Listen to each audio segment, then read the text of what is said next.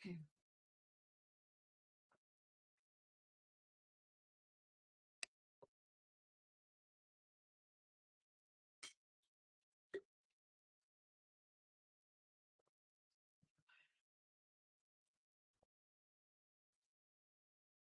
Today we have a very special and interesting topic, the topic of health and of beauty.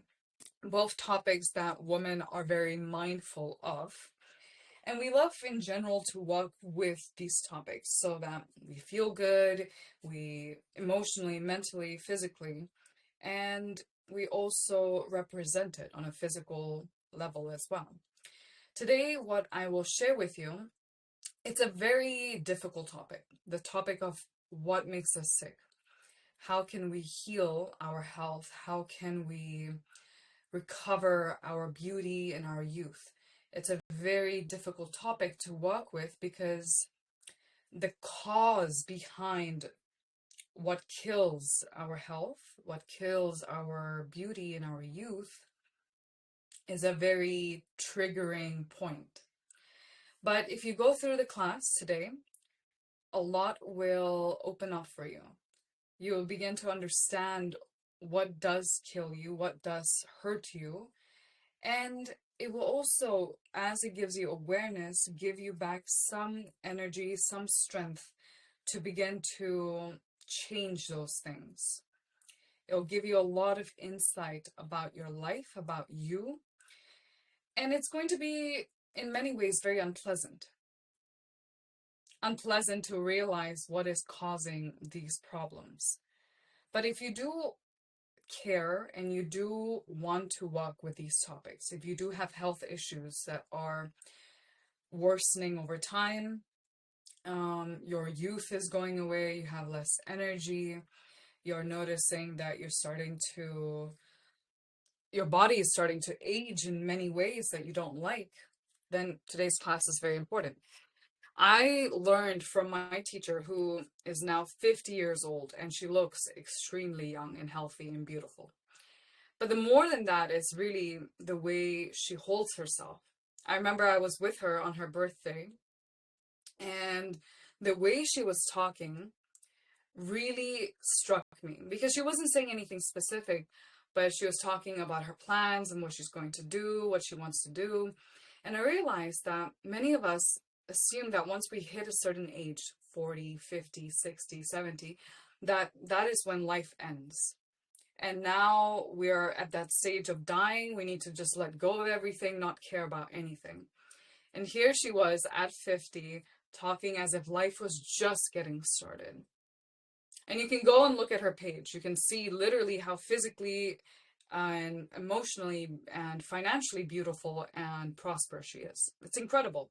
At 50 years old, you think that's the age to really let go and just let life take its course.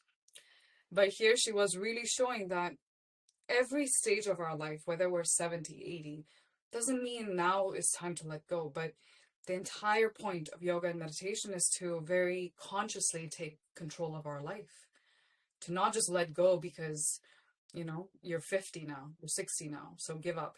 What's the point? So this is a very important aspect. I will tag her channel. You can go and see it later. But it's very, very interesting to see that even though we have hit a certain age or we're just starting out, there are two contrasts where either we're too young, so we're very afraid and we think we don't know anything, so we're very scared and timid to try new things. And then there's another point where we're like, oh, I'm too old already. It's too long. Who has this? Who feels that they're too old to start something? Right now, if I told you, go start your own business, I'm too old. Go learn something new. I'm too old.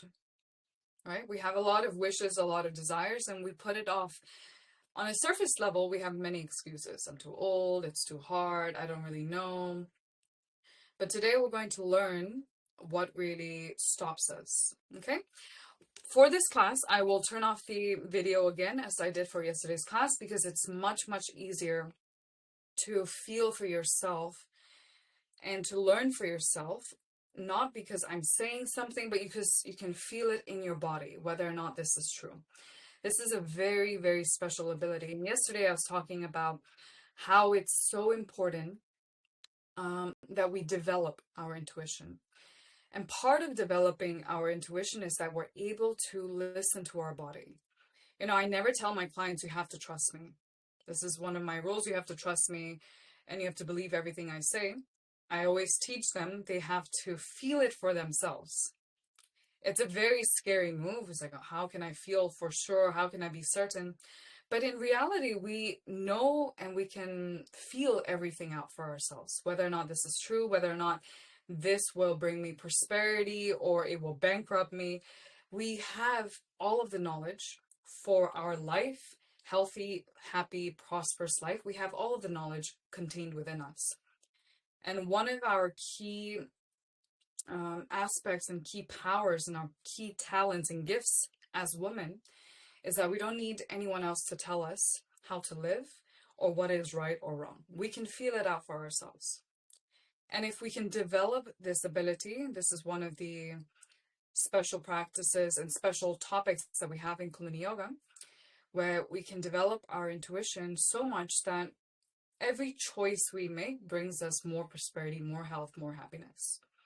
And today, I want you to begin that process as well, because the most important is not just listening to what I say, but really feeling it within your body.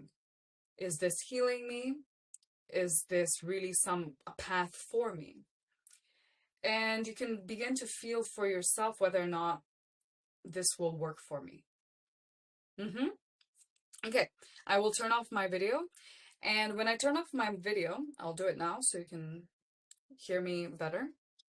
If at any point you can't hear me or there are some issues with the connection, you can just write in and I will see if it's working. But what we want to do now is sit very straight. You can sit on the floor, your bed, your couch, but as long as your spine is straight, that is all we need. That's step one. Step two, relax your hands down onto your legs. You can put it on your knees, on your thighs, but just keep them relaxed down. And now close your eyes.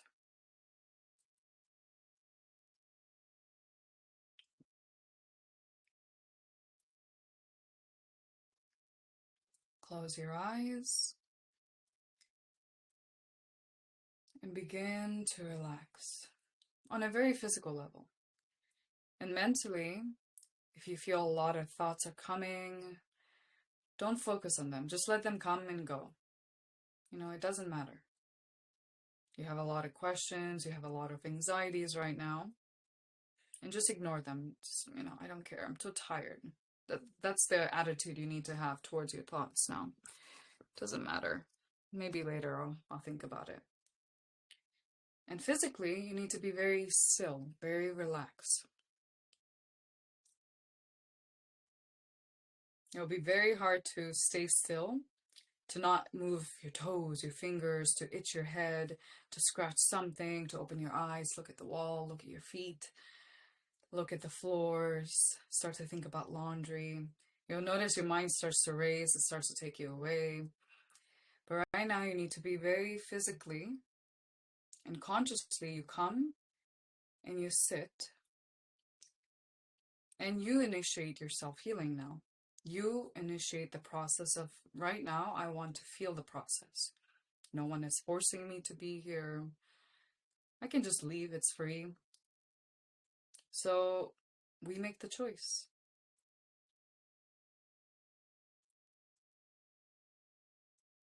And now start to observe your breath. How does it feel to inhale? How does it feel to exhale?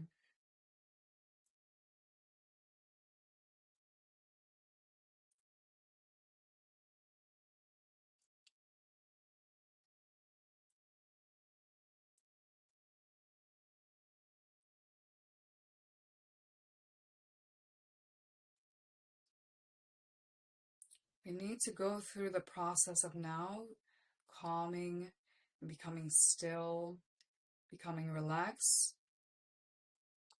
so that we can go into the process and become more intuitive, and we can feel for ourselves what is happening. It's not like we're going to fly away or a special energy is going to come up. It's stillness. That's what we need right now. We need to be still, and we need to consciously do it. I am consciously being still. I am consciously now focusing and noticing my breath. I am now consciously observing how my thoughts are coming, and I am letting them go. It's a very conscious act. It's not someone else is healing me. It's not the universe is holding me in their energy. It's me. I am doing this. I am relaxing myself. I am observing myself.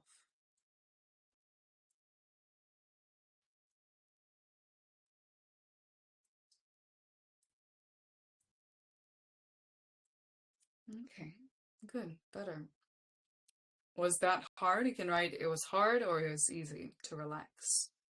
It's important to participate. If I ask you something, please write it down and participate, because it brings you into a more healing space right now. It begins to open up your throat chakra, and you begin to communicate very consciously, and you begin to very much observe if it was easy, it was hard, it felt good, it felt bad. Easy, extremely hard. Yeah. Felt sleepy. That's good. If you feel sleepy, it means you're starting to relax. Your subconscious is starting to relax. Hard. Yeah, this is normal as well. You know, many of us, and today this is the main topic. By the way, everyone who felt that it was hard and wrote it down, this is very, very, very good. If you wrote down that it felt hard, it was not good. Why does that matter? We have a very big block from early childhood to suppress any negative feeling. It's very hard for us to feel bad and to admit that we feel bad and to set boundaries when we feel bad. This is especially true for women. We've been taught from an early age that we need to always be good, that we're not allowed to be angry, we're not allowed to complain, and we need to always be perfect. And this is true for majority of societies around the world, whether you're from Singapore, India, the US. This is the truth for all of us, where especially as women, we are always told to hold back our emotions, and we need to only be good, always be smiling. And we must always present a happy, open, and willing to accommodate everyone. This is the only way we need to live. Is this true for you?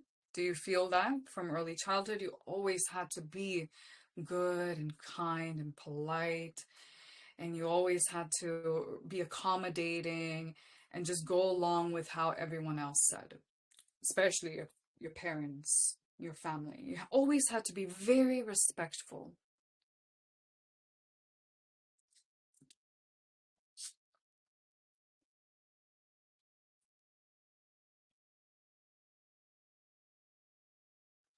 Yes, of course, it's still happening everywhere.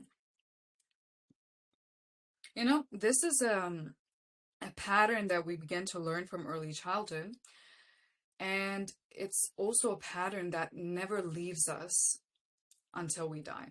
It's always present unless we consciously begin to work with it. But the issue with always trying to be accommodating, always trying to be good, always trying to be nice, is that we begin to suppress everything else. all of our fears, our irritation, our anger. And this is why many of us begin to develop at a very early age a lot of health issues. And at a very early age, we become very depressed, very anxious, and very lost. For us, it's very hard to begin the process of right now, even if we tried for the next 1 year, every single day, if we consciously tried to not be accommodating, to not smile when we meet someone, to not always be pleasant and good and kind and open, it would be impossible. Even if we tried every single day to do so. Because it sits so deeply in our body that this is the only way we must behave. And it begins to create a lot of issues because one, we don't allow ourselves to feel any other emotions. And the moment we begin to feel anxious, the moment we begin to feel bad or negative, we feel very guilty. We feel very bad, like, oh, such a disgusting thing. I feel so bad. We feel bad that we feel bad. We feel negative and angry about the fact that we feel angry and negative. And we cannot accept it. We cannot come into terms with it because since early childhood, we have been taught and programmed that we must always feel good. If you feel bad, that's bad. If you feel angry at mama, at papa, you cannot show it. And you should never even feel it. How dare you feel angry? You are not grateful. You're such a selfish child. Such a difficult child. Always complaining. Never grateful. Never good enough. And so from an early age, we begin to feel that any negative emotions is bad. We shouldn't feel this. We should suppress it. We need to always be good and kind. And this is an issue, by the way, even long-time yoga meditation practitioners have. We cannot feel bad. You'll notice that a lot of us, when we meditate, we have an expectation to immediately feel good. We must feel good right away. It should never make us more anxious or more stressed or more negative. It's a bad thing if I'm feeling bad. But one of the most important processes of yoga and meditation, especially if you're learning from me, and I teach the highest level of Kundalini Yoga, is that we go through a process of purification. And we become more and more sensitive about what hurts us, what makes us stressed, what we don't like. And this is why I was saying earlier in the beginning of our marathon today that this is a very difficult class. Because in reality, when we begin to meditate, we go through a very deep process of purification. So a lot of stress, a lot of toxins, a lot of negativity starts to come out. And immediately we want to block it. I had a client who came to me. She paid, at that time, my consultation was 150 euros, and it was very expensive for her, but she did it anyways because she wanted to heal. She was so sick and tired of being so anxious and so stressed, and she was losing weight. Her hair was falling out. There were so many health issues that were already coming up. So she signed up for the consultation. And 2 days after she began the meditation, she said, I can't do this anymore. Because when I start to meditate, I start to cry and a lot of emotions come up and I can't do it. And I explained to her that this is very healthy. In 1 week, after this process of crying and a lot of stress will come on, you will become healthier. But she couldn't do it. She didn't want to. For her, it was just too much. I can't feel my emotions. Please don't make me feel my emotions. I don't want to recognize what is killing me. And on the other hand, I had another client who came to me who had so much stress and anxiety, and she was not making any money at her job. She was self-employed and she was making no money. And in the first few days, she told me I was crying, a lot of stress came out, everything felt so horrible. But after I went through that process, I felt much better. At the end of the day, I felt more alive, more capable of being able to deal with the stress that was coming up. And in a few days, she began to get clients. Because what is one of the processes that happens is as we begin to purify our mind and body, we become very aware of what is killing us, and at the same time, how to step up and face the problems that we have.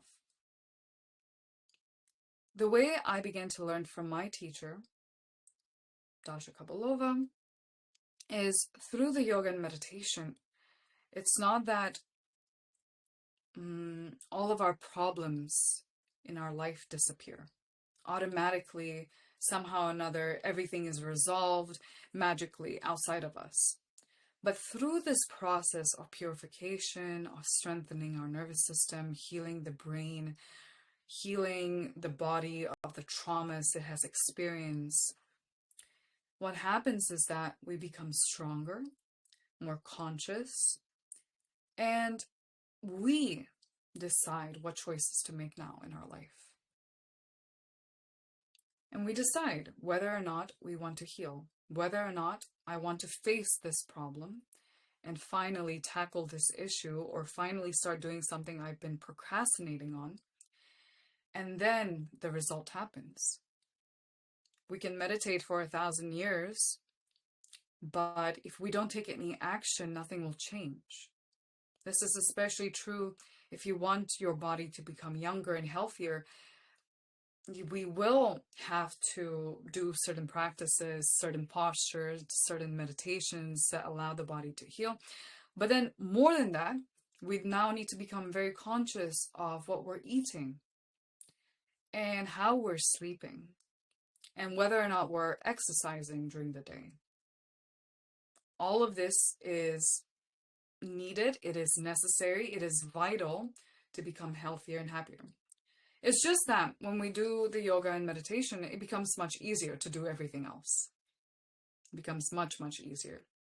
And you have more self-confidence, you have more awareness of yourself and what you want from your life. And the habits that you had that were killing you or that weren't good for you, you can begin to let them go. You can begin to heal it and get out of that scenario, those patterns. And you do it at a much easier pace and a much healthier pace. You know, you're not going cold turkey and everything needs to change right away, but it's a very natural process of you become more conscious and then you start to change one thing and then two things, and it becomes very easy. It feels very easy. And then you start to notice you're losing weight, your hair is growing back, your mood is better, you're sleeping better, and in general, you want less sugar. And at the same time, you know, as you're going through this process, you think, wow, it's a miracle. Everything is becoming easier and lighter. But really, it's not that anything else is changing, but you are changing. You're becoming more conscious of what is hurting you, and more specifically, you start to take very different steps in your life to empower yourself, to heal yourself. I always say, and I've always felt, it's so easy to do these meditations, even when they're really hard or you don't want to meditate, you don't like meditations. It's so easy to do them because of the changes they bring in your life. They begin to change our consciousness, and we begin to realize that, you know, I don't want to do this anymore. I don't want to be lazy anymore. I don't want to keep tolerating this situation anymore. And then you begin to say, I want to start exercising. I want to start trying new things. And then you also start to do it. and you sign yourself up for classes, you start trying new things, you become more open to the world. And then at the same time, your health improves, your sleep improves, everything starts to improve. And it feels so easy, it feels so light. And this is the entire point. It is very light. You know, to sit and meditate for 30 minutes, it sounds very hard. It's not. It's not hard at all. Because it opens up within you the entire world, and it allows you to see what you're capable of. And it starts very small. Right now, today we're talking about health. Tomorrow we'll talk about prosperity. Right now, it seems very small, you know, to just start one new activity or to remove one habit that we've been doing for so many, many years. But the entire point of this is, the entire point of the highest yoga and meditation is that it's consciousness, it's awareness, it's self-initiation. Just like today, nobody forced you to come to this class. You took this step and the decision to come here, to join, to listen, to relax, to feel. It's you. And the process seems very small, or it seems like I'm not really sure what I'm getting into, but it's a massive step internally. It's a massive consciousness and expansion in your internal space, in your subconscious, because you're saying, I want to experience something new. I want to be open to something new. I want to be open to learning. And you can leave the class and maybe you learned nothing, maybe it wasn't for you at all, and that's perfectly okay as well. But you gave yourself the chance to come, to try, to be open to it. And this is the most important step we need to go through to feel and to immerse ourselves in, so that we give ourselves a chance. And once we start to give ourselves chances, we may be very fortunate to find exactly what we're looking for. For me, the highest yoga, I always felt very lost. I always felt I needed to look to someone else for everything in my life. What to do, what to wear, how to behave, how to feel, what job should I take, how much money should I be making, how much money should I be charging. Everything in my life I felt I couldn't answer for myself. When I met my teacher, she gave me a consultation through deep meditation. She showed me where my blocks are, how to heal it. And I had 1,000 questions. What should I do with my life? How should I live? And she told me, I already had all the answers within me. I don't need to ask anyone else. I don't need to look to anyone else. And I didn't believe her. So I would go to my partner, who was learning and studied under the masters that I'm assigned for 15 years. And he already had started his own business. He was very successful. And he was a very, very successful, very happy, healthy person. And I was like, oh, you know, he has everything figured out. So let me go to him, ask him what to do. And I thought that my teacher would encourage me. Yeah, he already knows everything. So go to him, ask him everything. And she said, no, don't go to him. Why are you asking him? You already know everything. Why do you need to ask anyone else? So she banned me at that time from asking my partner, tell me what to do, how to live, how should I make money, how should I run my yoga business, how should I ask for a raise at my job, how should I speak to my employer that I can't be working like this anymore. This is horrible.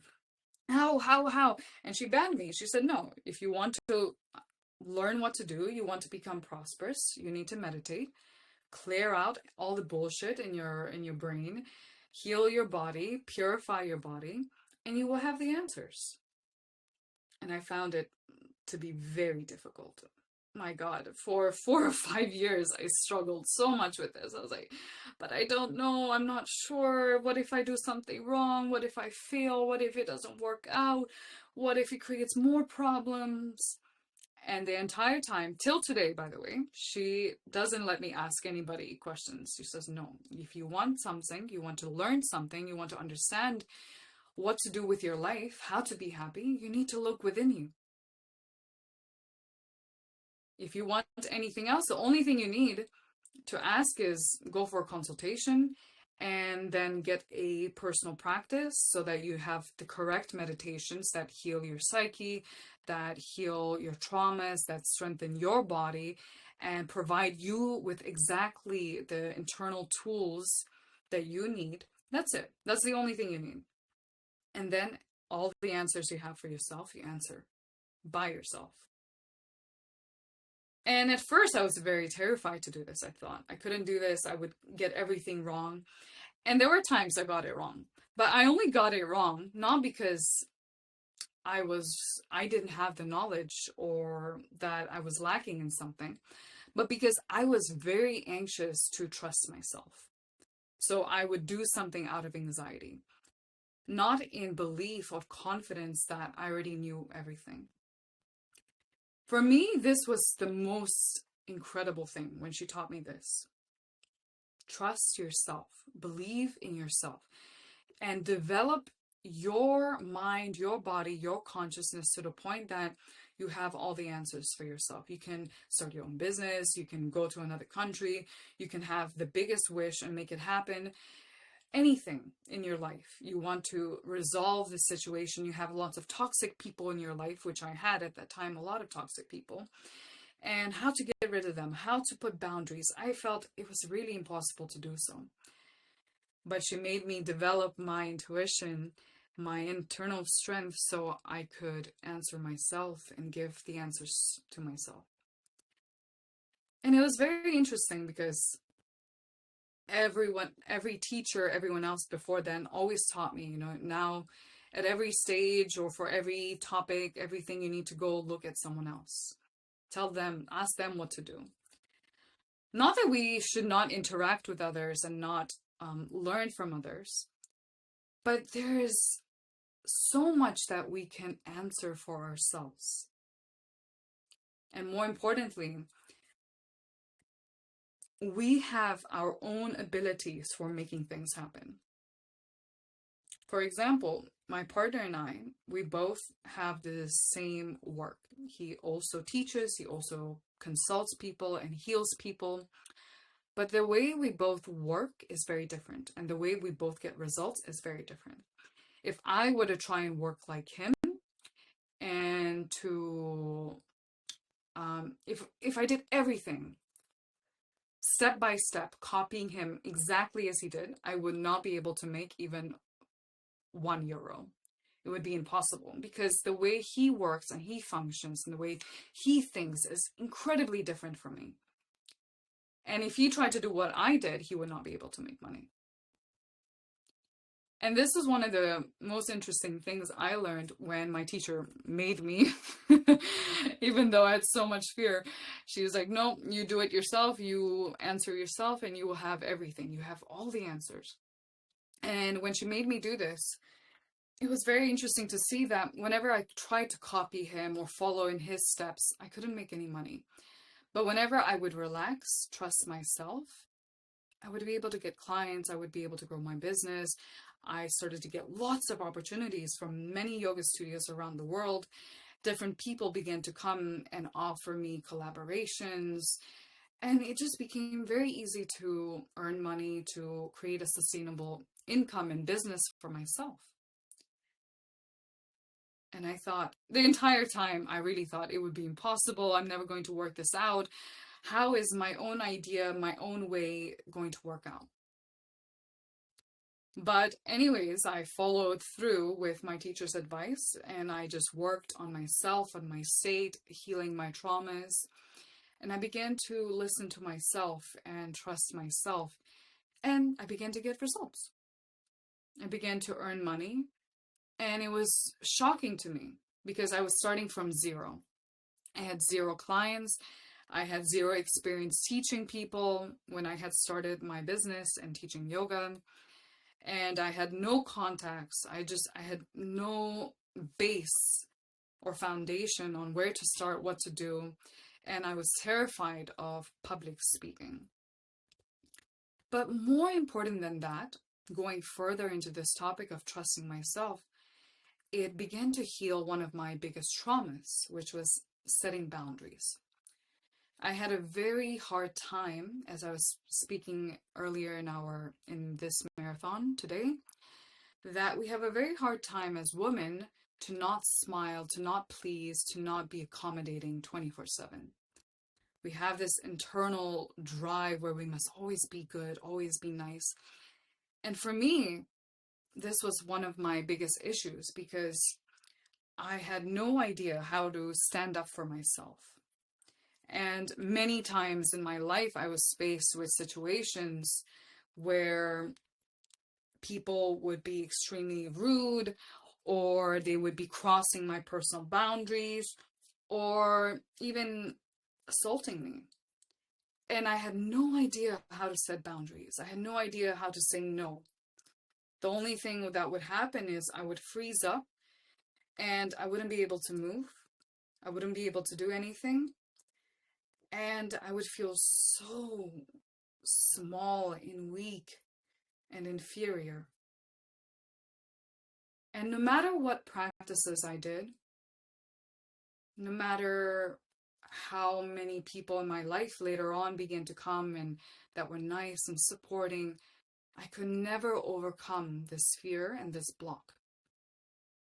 And I felt this was one of the worst things in my life. And it really is. To not be able to set boundaries, to not be able to clearly state that, no, this is wrong, I don't want to accept this. And it's not just in physical or sexual assault.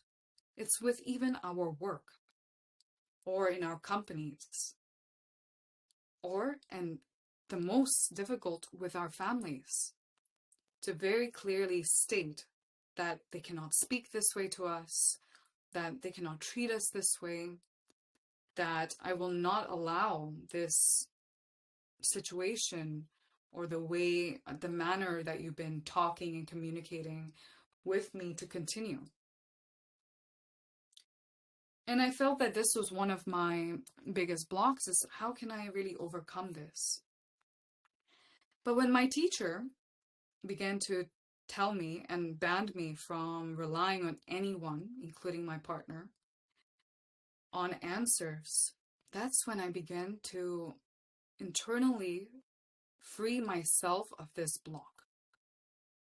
And it became, not immediately, but gradually became easier to set boundaries with the world. And it became easier to ask for what I wanted and to communicate that this is not okay. And this is one of the most pivoting moments in my life, when I realized that this was the only teacher, the only yoga at the highest level of Kundalini yoga that I wanted to follow. Because up until then, I never knew how to deal with such situations. And I felt, and I knew really, that I would never be able to overcome this. I would never be able to put a stop to a certain situation, because I could feel it within my body that I would freeze up every single time. It had happened in my past so many times. But when my teacher began to teach me the highest yoga and teach me to trust myself, feel myself, immediately I began to know whether or not I wanted to work with someone. Over the years, now in the last 7 years, many times I've turned down many jobs, many collaborations, because I felt it within me that this is not for me. And good thing too, because I'm looking now and I've seen certain situations, heard certain cases from other people, and I see now that if I'd gone and worked for them, I would have been miserable. And at the same time, there are many situations after where, I'll give one of the examples that comes to mind. I was on the plane once, and out of nowhere, a man begins to talk to me, and then he begins to bother me. And this was the first time in my life that I very clearly stood up and I said, stop.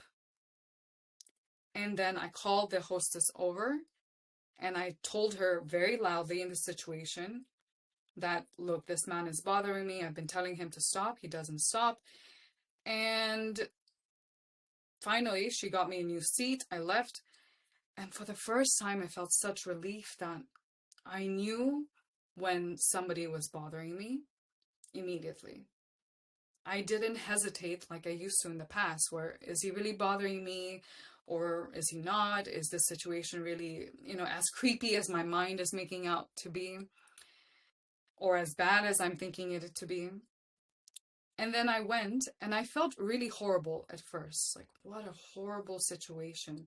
And then I felt really good and really happy that for the first time I was able to really feel bad and acknowledge that this man was a complete asshole. What a fucking creep. And I was very happy for the first time that I was able to acknowledge and then stand up for myself, overcome this situation. I think up until then, I always felt I needed someone else in my life to protect me, to keep me safe. One. And the second, that I couldn't deal with such situations. And another, I think, is that we have a expectation that if we start to do yoga and meditation, we'll never have any stress or any problems in our life. And I think this is it's not just a yoga problem. It's an issue of the inner child, where we don't want to grow up and we don't want to change and heal ourselves and start to ask for what we want and start to say no and set boundaries, because it means that now we are responsible for our life. We are responsible for everything. And we feel that if we do so, we will not be able to handle this situation. But I realized that this situation would have happened anyways.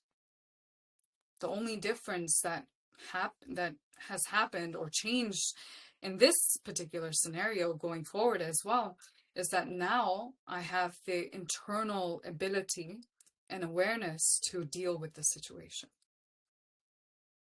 And this is the most important, is either we are conscious and we are aware of what is happening, or we're not. And either we have the internal awareness and the internal strength to face the situation, or we don't. But the situation will happen regardless of what we want. Some things are inevitable. And some things we can really avoid as well. Not to say that we will all face a lot of heavy, horrible situations. But if it does come up, if we are faced with a challenge, a stressful situation, at least now we have the ability to face it and to know when to stand up for ourselves.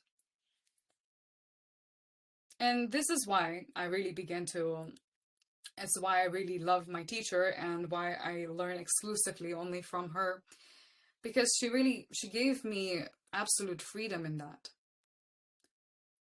To instill within me, not by her words, but by giving me the tools, the exact tools, to instill within me such confidence, stability, and strength to face a situation that I've never been able to face in my life, and to overcome it, and to leave it not worse off, but better off, really. And I felt this is really the yoga for me. If it can help me deal with such a situation and then also overcome it and then leave it, not where I'm like celebrating that this man was such an asshole, but that I could celebrate that I took care of it and I faced it. And it was such a wonderful moment. It was one of the biggest victory in my life, really. More than any prosperity goals at that time, really. And it was such an interesting shift. Now I want to share with you. Please have some water and we'll continue. Drink some water. A lot of our health issues, a lot of our youth is sapped away because we suppress a lot of our negative emotions. As I was talking about yesterday, first we have the subconscious suppression that has been passed down for generations, where women have only been allowed to be a good daughter, then a good wife, then a good mother. These were the only roles we were allowed to have. And they were very specific of how we had to live and how we had to be. And even though years have passed, lots of things have changed, the society has opened up and recognized that that is not the only role, and women are capable of much more and should have zero restrictions and limitations. But internally, we still have this block, this subconscious suppression. And it may not be as strong as it used to be 1, 2, 3, 4, 5 generations ago, but it's still present. And it still creates this sensation of, I can't really do much. If you feel that it's very hard to grow in prosperity and really recognize what you want to do with your life, and you feel constantly, I can't do something, it comes from this. It comes from generations of all the women in our family line having been suppressed. And then we have the second form of suppression, which is from an early age, we were always told to be a certain way. We have to feel a certain thing. We were not allowed to be angry and to cry and to shout and to just be a child, really. It was very difficult, and you'll notice, I noticed this myself, in parks where children are crying, they're upset because their toy have dropped or because they want to go and play some more, and they're crying, they're hysterical, and the mother gets so angry and starts to hit the child or yanks on them and is shouting at them, shut up, don't do this, you need to behave, stop crying. Wow. Very neurotic. This is a very neurotic behavior, by the way. And it shocks the child, first thing, it shocks the child. Because here you have someone who is 10 times, 20 times bigger, stronger than you, shouting at you, making you feel horrible. And the second is this person is as well your mother or your guardian, someone who you love unconditionally. And they're shocking you. You know, as a child, we have no idea how to regulate our emotions. We have no idea how to regulate them or what they really mean and why we feel so bad. So the only thing we can do as children is just cry and scream and shout, which is a very natural, very healthy process, because this is the only way they know how to communicate at this time. But when we have an adult who begins shouting at us, who begins shaking us or hitting us, telling us, you can't feel this way, you can't behave this way, you need to be good. It shocks our psyche and it traumatizes our brain. So children who experience this, they become quieter over the years, quieter and quieter and quieter. And they begin to, from a very early age, they're very lost already. They feel they can't express themselves, they can't be themselves, and they feel very lost because any form of expression, especially negative expression, is immediately awarded with punishment, physical or emotional. And it's a very painful act. So we begin to suppress everything bad we feel. And at the same time, really, we also don't let ourselves express all of the good, happy emotions. It's very hard for children who have experienced a lot of stress or been constantly corrected to behave a certain way, to speak a certain way, to feel a certain way. They don't know how to be open and to just do things, try new things. And so there, at early stages, we stop our natural development of learning about the world, learning that I want to climb a tree. How does it feel to climb a tree? I want to run as fast as I can. I want to learn how to roller skate. And we stop to do. We don't take part in these activities anymore. And it seems very small at first, a child's just scared and she's just, she's new. But it's very unnatural. Children naturally are always trying to kill themselves. They're running off into things. They're putting their hands on something hot, a burning pot. They don't care. They want to learn everything about the world. They want to hear and participate and see the entire world. And they're curious about everything in the world. If you have a child, you'll notice at a very early age, they're curious.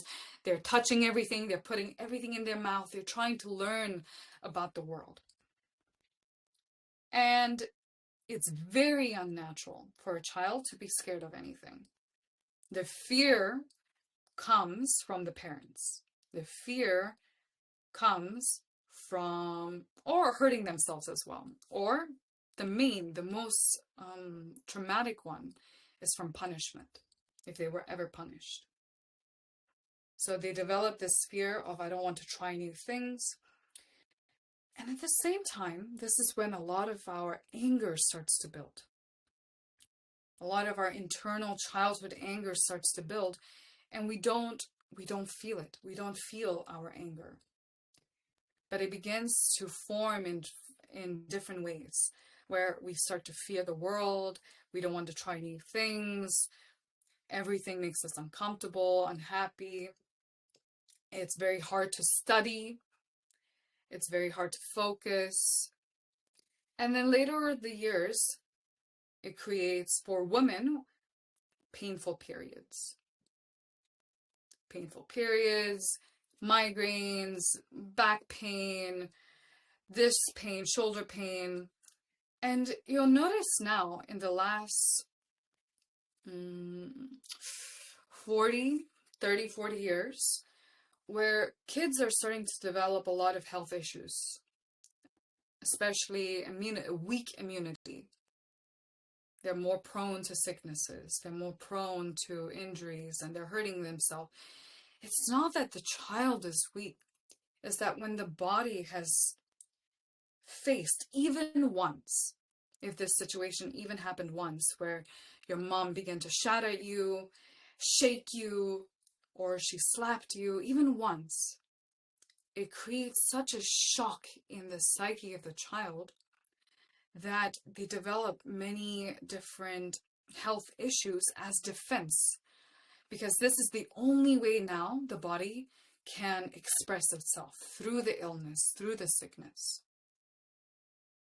And so they start to develop many different health issues, because this is now the only way the body can express that there's a lot of fear, there's trauma, there's stress, there's a lot of things they are so uncomfortable with, and we begin to have it.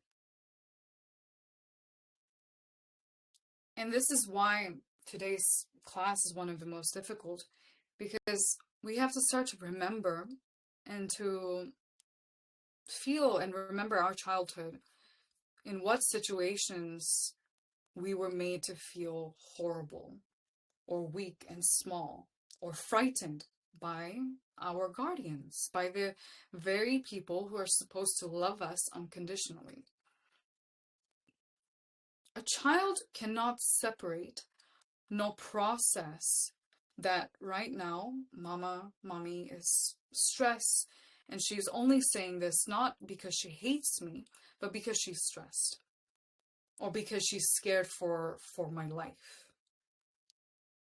The child's brain cannot understand or process that she's shouting or she's angry, she's upset, because she's stressed out. The only thing that the brain can process at that age is that I'm being shouted at, I am small, I have no way to protect myself, and it feels bad. This feels horrible. Why is this happening? I just felt an emotion. I wanted to express it. I wanted to sing as loud as I could. I wanted to climb up the monkey bars. And then she started shouting at me. She started screaming at me, shaking me. I have no idea what's happening, but it feels bad. And I'm being told I can never do this again, that this is horrible. I'm a horrible person. And we have no way to process these emotions. So what happens? It goes into our subconscious and it stays there. And then the personality, our characteristics, our body begins to change, and it begins to form in a way so that it can protect itself in its best capacity so that it never happens again. So that we're never shouted and freaked out at again. Never made to feel this bad again. And so we go into this state, and our brain, many areas of it begins to shut down. So we can't process certain situations. One of the biggest challenges a lot of women have is that we feel we cannot deal with stressful situations in the moment. It's not that we are weak, it's that at a very early age, up until 18, if we experience any amount of shock and trauma, even once, our brain shuts down in a way so that in further stressful situations, we can't deal with it at all. We can't process it at all. And we can't stand up for ourselves at all. And so over the years, we think and we feel, I'm so weak, I can't deal with anything, it's so hard. It's not true. It's just that our brain is asleep at that part. It's shut down at that particular area that allows us to deal with situations and overcome them. And so when my teacher told me to work with prosperity, she gave me not any prosperity meditations, but certain meditations to heal and awaken different parts of my brain. And that's when I began to face stressful situations, overcome them. And for the first time, I stopped feeling so weak. It was such an incredible change. I always thought this is just something I will have to deal with for the rest of my life. But it's not true. We can awaken the parts of the brain again that were injured by emotional, physical, or sexual trauma. And we can heal it so that it's able to now face certain situations.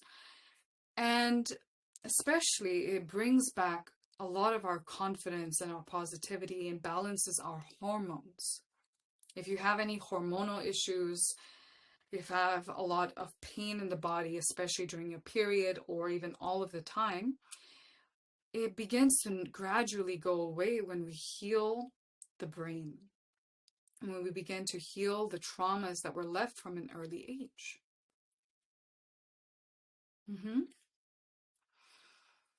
And this is what we're trying to achieve here. I share a lot of practices that you can do whenever you're stressed or you have certain situation, but those are just things to do in the moment. The entire teachings of Kundalini Yoga is so that we begin to gradually take control of our mind, our body, and everything begins to heal. And this is when the changes start to occur. And we have to start to realize that we have a lot of traumas, unprocessed traumas from early childhood that have formed our physiology. A lot of our health issues, I have a lot of clients who came to me with a lot of different health issues, very serious health issues, by the way. Some of them had cancer in the past, some of them had epilepsy, still ongoing when they came to me. Period pains, menopause at an early age, lots of different situations. And within 1 or 2 months, these situations completely go away. My client who had epilepsy for over 20 or 30 years, since she began working with me till today, not a single episode. Zero. To the point that she was able to come off all the medications, every single thing that she had been taking for over 20 years. Of course, she did it under the direction of her doctors, but even her doctors were shocked that she didn't need them anymore. Till today, not a single episode. And this is one of the most difficult situations that cannot be healed or cured through medication, really. It's very difficult to heal this. But we did it through personal work. It's very interesting. It's a miraculous process, really. But the most important thing, really, at that time is we worked with her traumas and her stress. And it shows up in many different ways. Health issues, prosperity issues, the way our brain is shaped.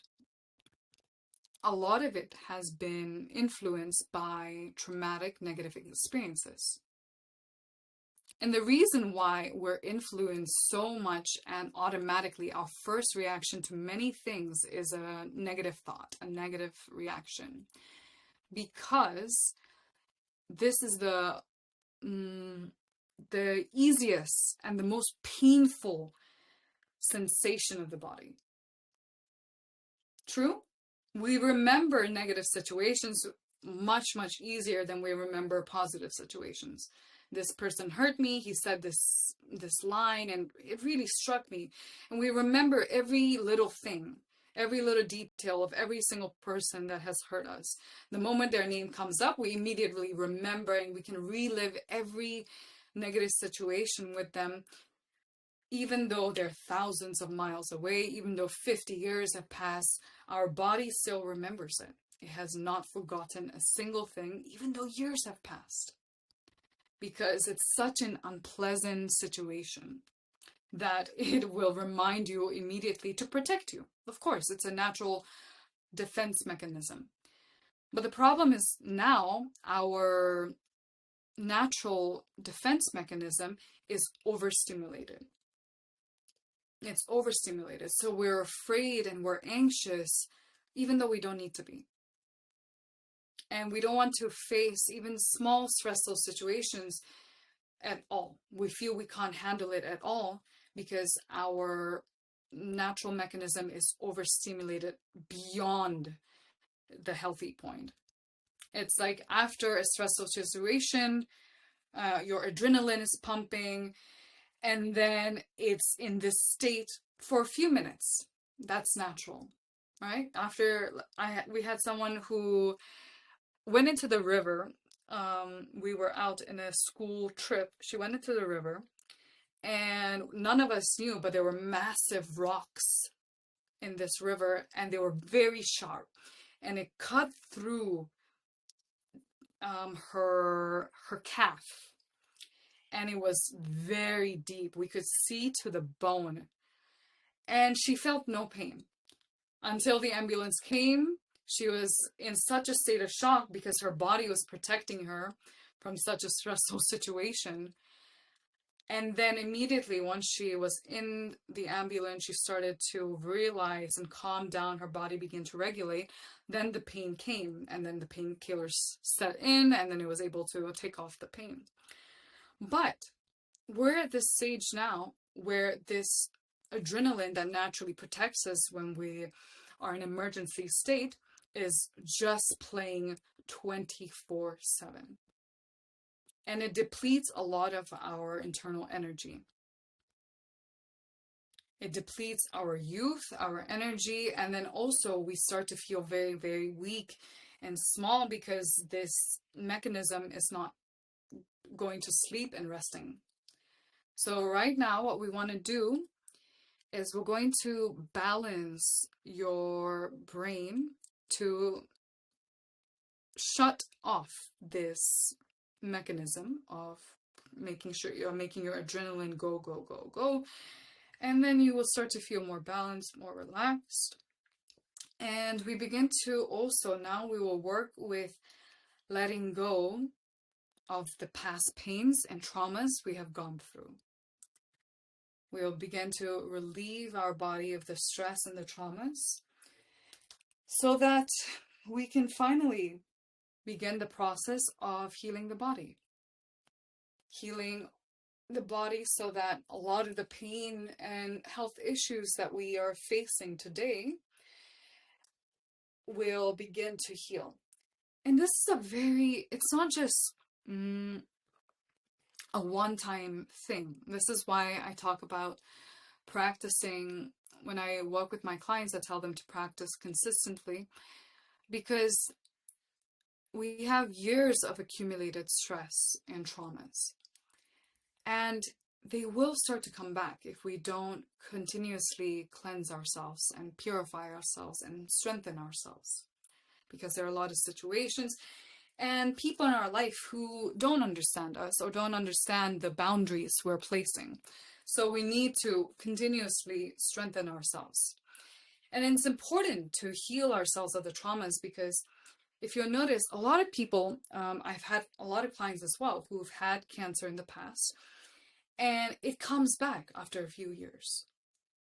Why does it come back? Even though the doctors have removed the tumor, even though they have undergone chemotherapy, the cancer comes back. Why? Because the trauma is still there. And when they're healed of the cancer, it comes back because they don't change any of the habits or patterns or anything in their life. They go back to life as it was. Nothing is really changing, except that now they have to take a few more medications and maybe exercise 10 minutes more. But everything else stays the same. We continue to suppress all of our emotions, our fears, our negativity.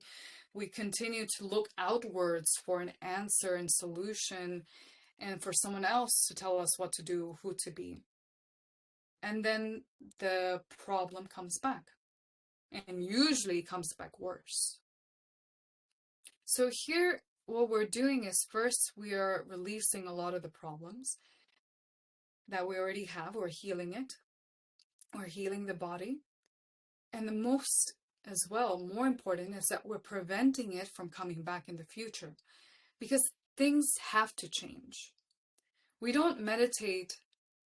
I had a client who came to me, and she asked me a question. I was really stumped, because I had no idea if she really wanted to hear the honest answer. But her partner had been cheating on her, and she said, "What should I do? I know a lot of yoga and a lot of religions tell you that if your partner cheats on you or he treats you horribly, you have to forgive, and then you have to go back in that relationship, that situation, forgive and forget." But she had begun to practice with me, and she began to meditate, and she said she had to come and ask me, "What should I do now? I don't want to be with him, but should I go back? Should I forgive him?" And I really had no idea to say, but at that time I was in doubt if I should tell her the truth.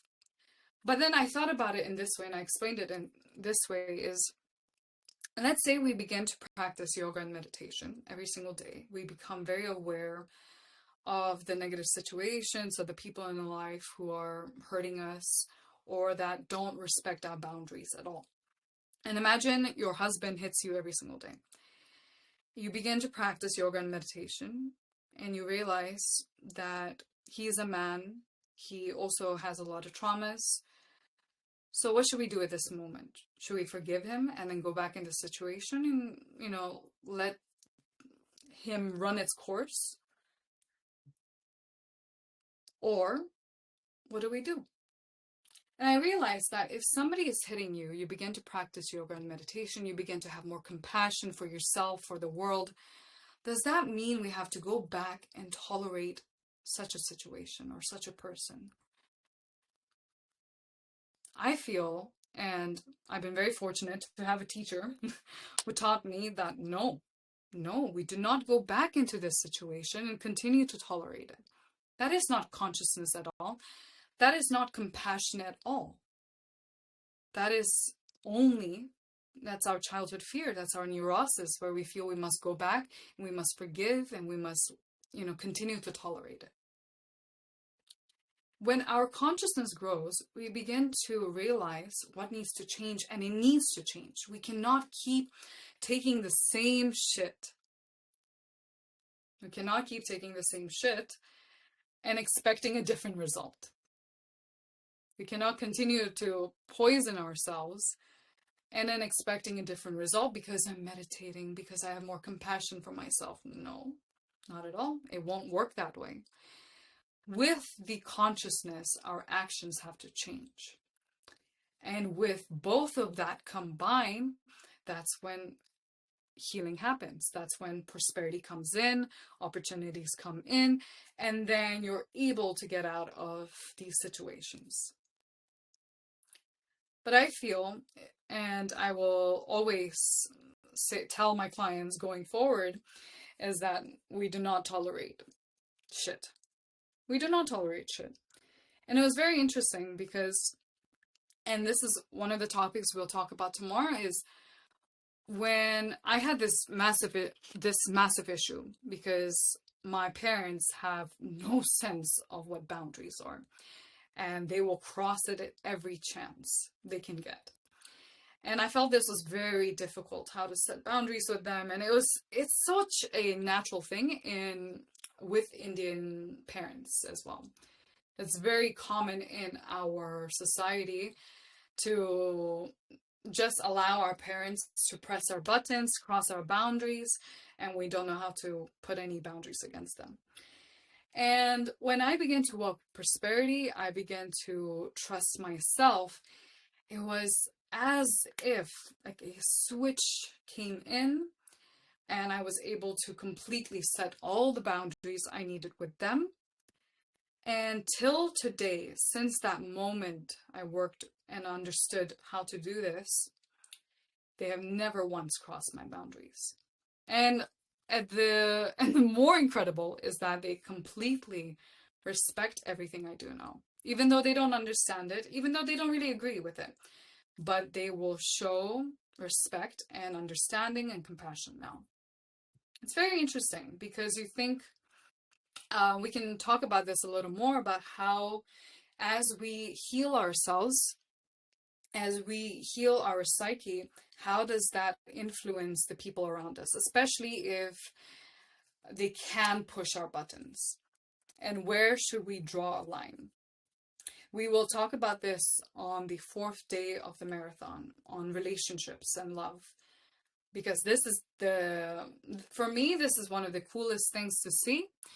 With every time I work on myself, the more I work on prosperity, the more I heal my traumas, how does this influence my relationship with everyone around me? My partner, my friends, my family, how does that influence? Even with my clients, how does that influence it?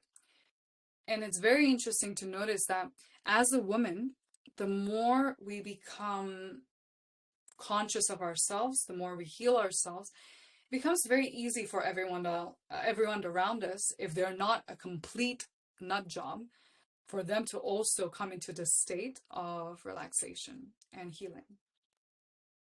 It's very, very powerful. A lot of the women who come to me who have a partner in their life, a lot of my clients who come to me and they have a partner in their life, when they begin to work with prosperity or healing their traumas, immediately they will write to me. It's like, my partner has completely changed. He's become healthier. He's communicating more. He's reaching out more. He wants to work now on his goals and his wishes, even though for the last 5-10 years in their relationship, nothing has changed.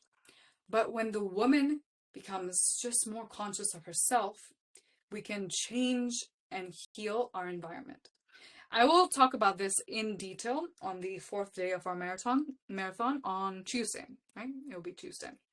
So we will work and I will go into great detail about this specific topic. It's very interesting if you want to work with relationships, any type of relationships, and love, how to heal that and make it even healthier and happier.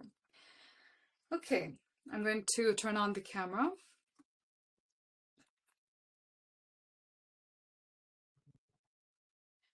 We'll do a meditation. How are you guys feeling? Do you connect to what I'm talking about with this entire topic? It's a hard topic. It's very difficult, but it's very necessary. It's very necessary to feel and understand where it's coming from. You will begin to digest it over the weeks. Okay, have some water, and then we will meditate.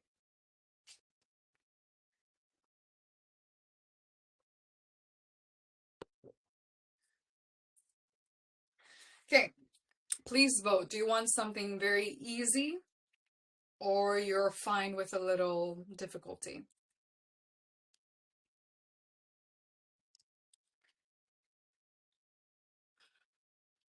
You want it to be very, very easy, or you're fine with a little challenge?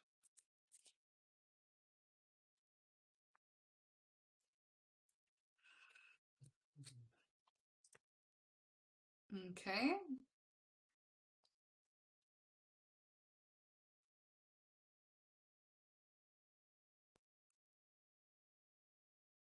Ah, all right. A lot of people are writing they're fine with difficulty. That's good. Then we can do a deeper work. Okay, come sitting up straight and close your eyes.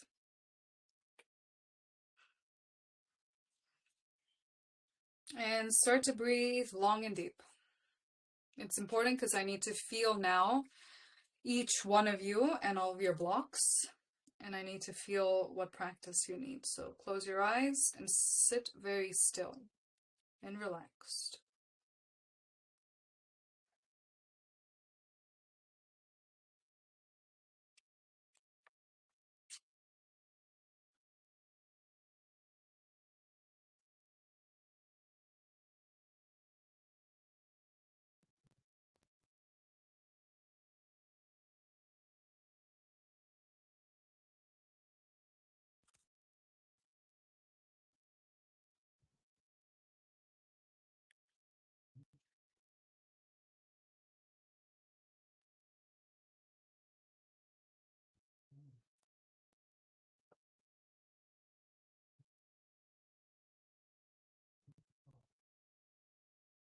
Close your eyes, relax, relax, relax.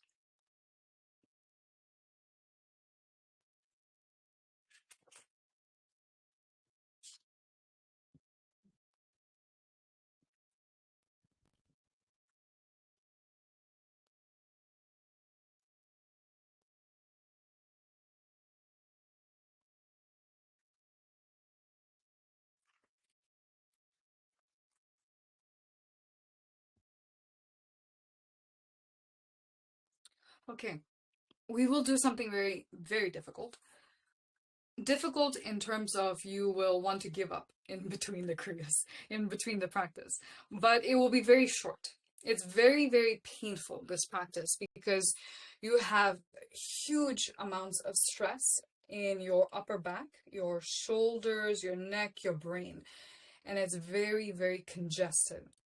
So today we need to work on multiple aspects. We need to relax your nervous system. We need to awaken the brain where it's asleep and shut down. And then we need to shut off your adrenaline system. And then we also need to relax the entire body. So it is a difficult process, but bear with me, because after you finish this, you will feel 1,000 times lighter. This very particular practice I'm going to share with you, it completely healed my migraines. I was this one, I think it must have been 8, 9 years ago. And I was in I had this horrible migraine. And everything I was doing, including taking painkillers, nothing was taking this pain away. And I called my partner up, who was in Moscow at that time, and I asked him for a consultation, like I suggested I could do for you guys, and I asked him, please give me anything. I will do anything if it will take this migraine away. And he gave me this particular practice, and my migraine completely left, and it never returned, not once. So it's a very, very powerful process. It's very, very healing. And make sure you have lots of water. There's multiple parts. It's very, very short, but it will be painful. But you need to drink in between. So if you don't have water, please go get some.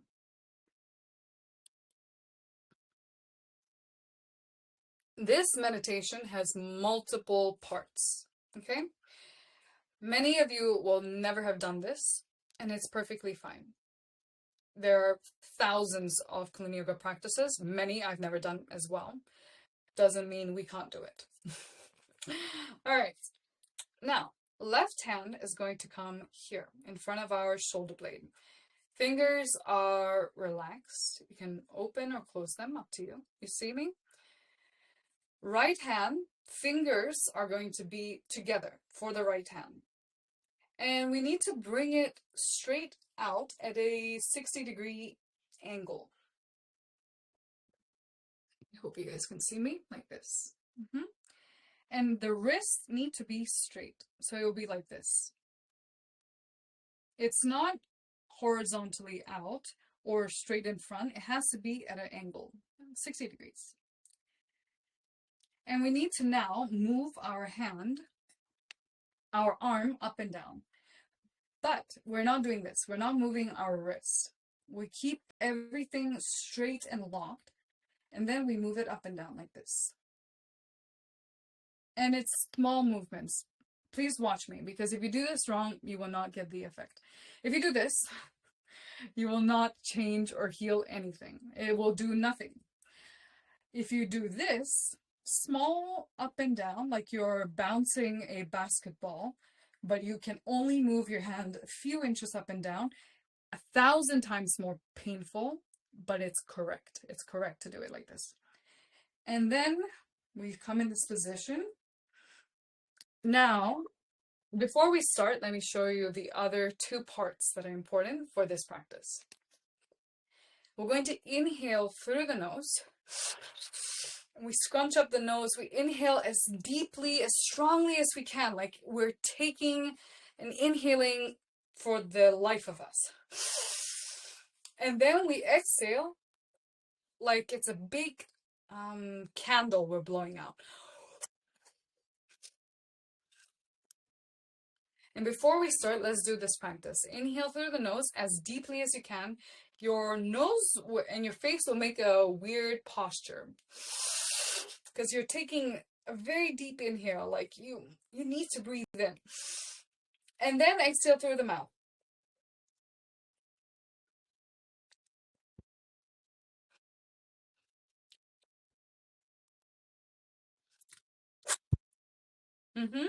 Everyone got the breath? Please write yes if you got it. Please write down yes. Can you guys see me well? If the camera is not working, please leave and then join back.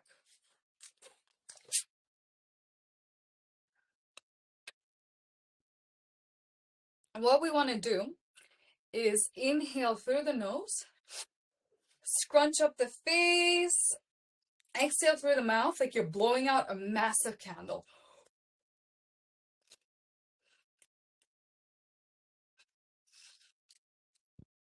Inhale nose, exhale mouth. The breath is important. You don't need to go fast. This is important.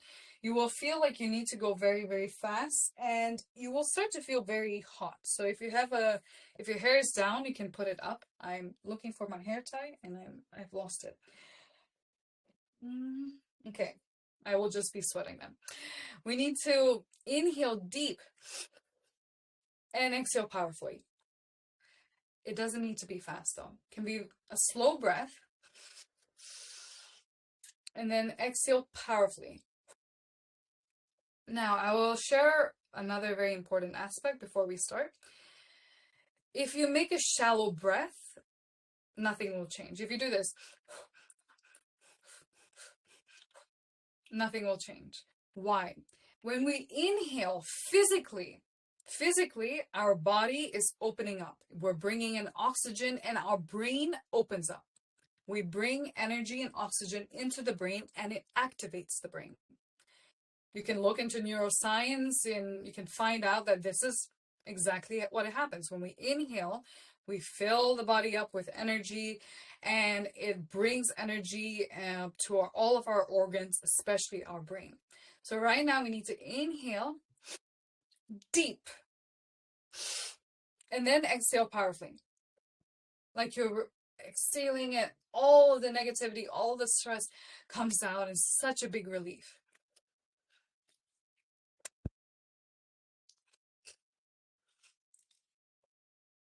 And it doesn't need to be fast.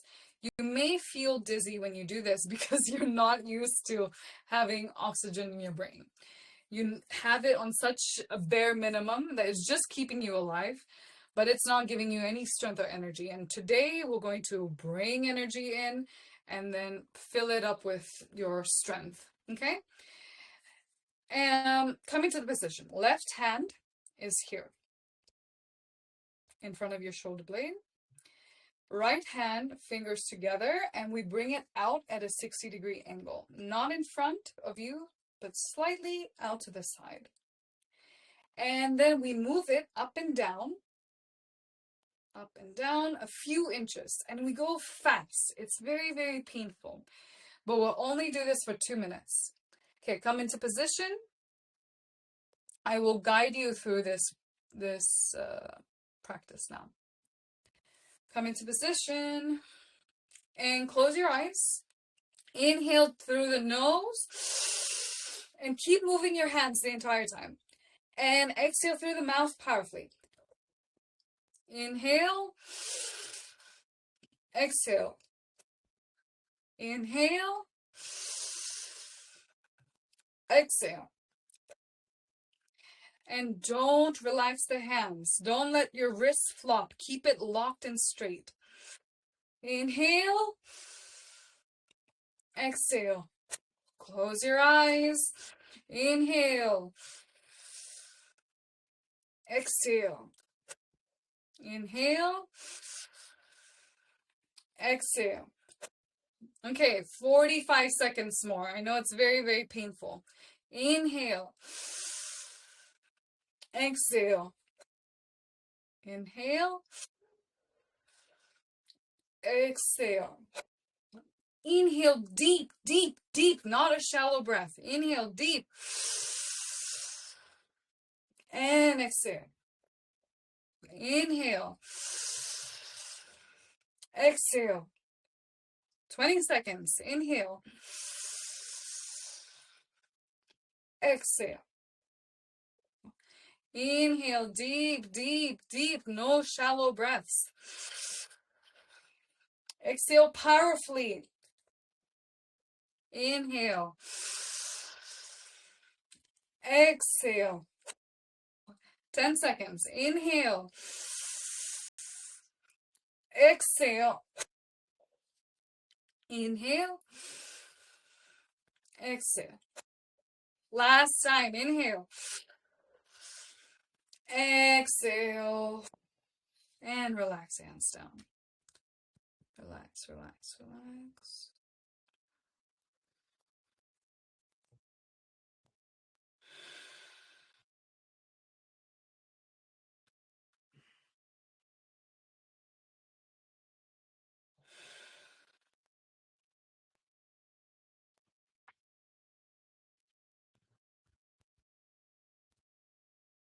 Relax your hands, close your eyes, relax. Your body is now opening up, the energy is coming in.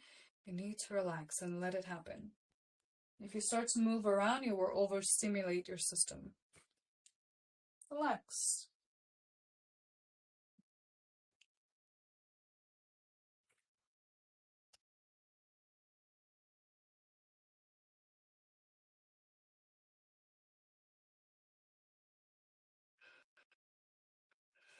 Okay, have some water now.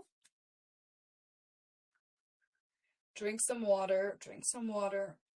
This practice is very, very detoxifying for your system. Your skin will begin to glow tomorrow because you will sweat a lot. A lot of toxins will leave the body, and you will feel very, very good tomorrow.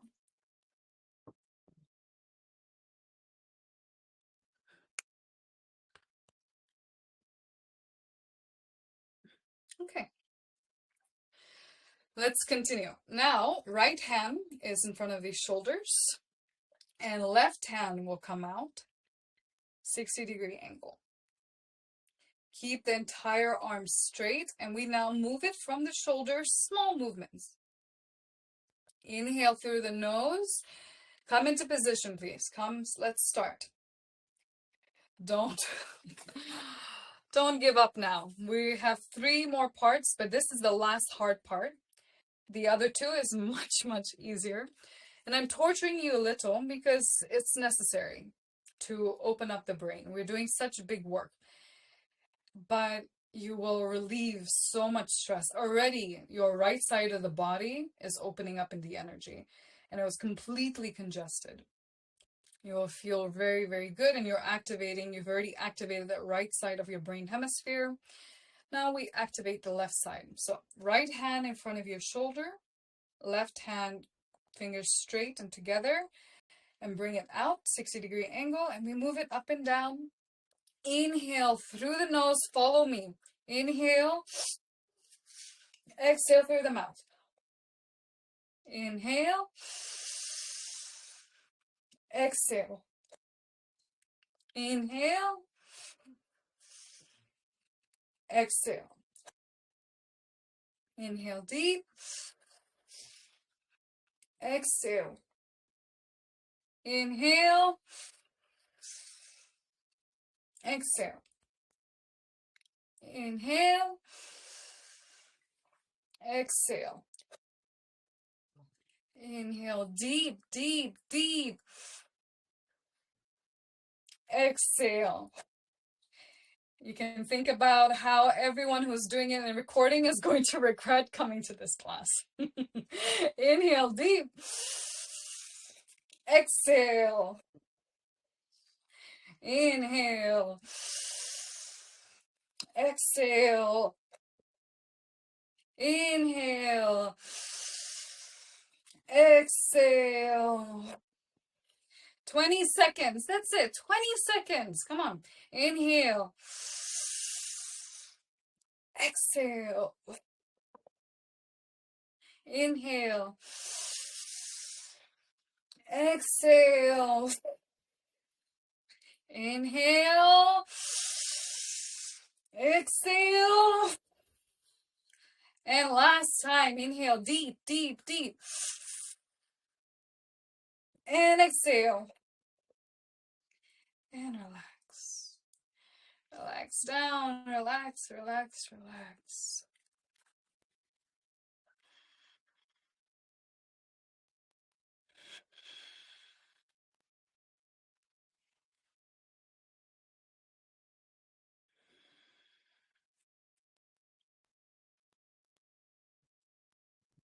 Please relax now.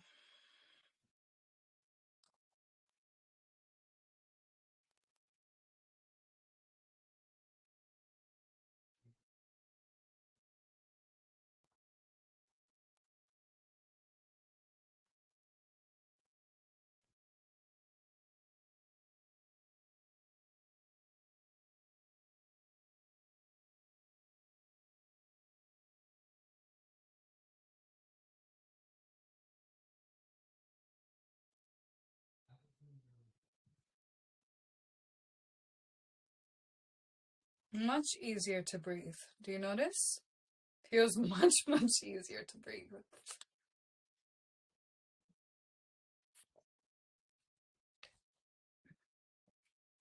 You can thank me tomorrow and weeks and months from now when a lot of health issues and pain in the body is much, much less or doesn't even come anymore.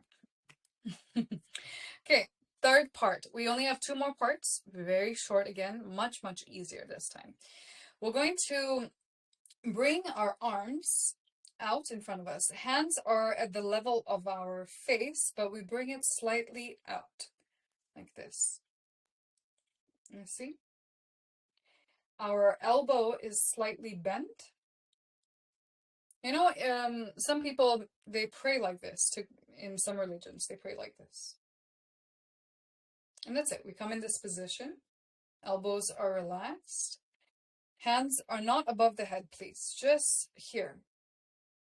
The elbows are around the rib cage area. The hands are at the level of the head. And we bring it here. Let me just see if anyone's asking questions.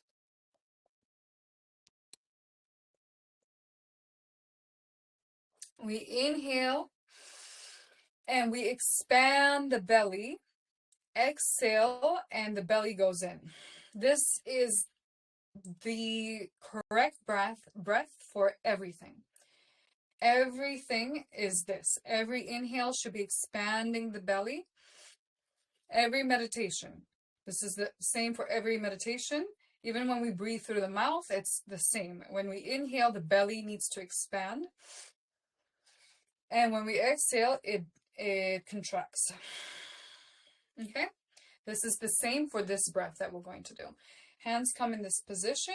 We inhale again through the nose and exhale through the mouth. Inhale through the nose. Exhale through the mouth. And now I will again guide you throughout the thing, and we go slower breath, the slower pace, but deeper breath.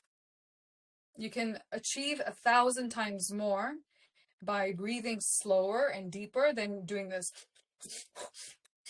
If you do that, you will hyperventilate, you'll feel horrible.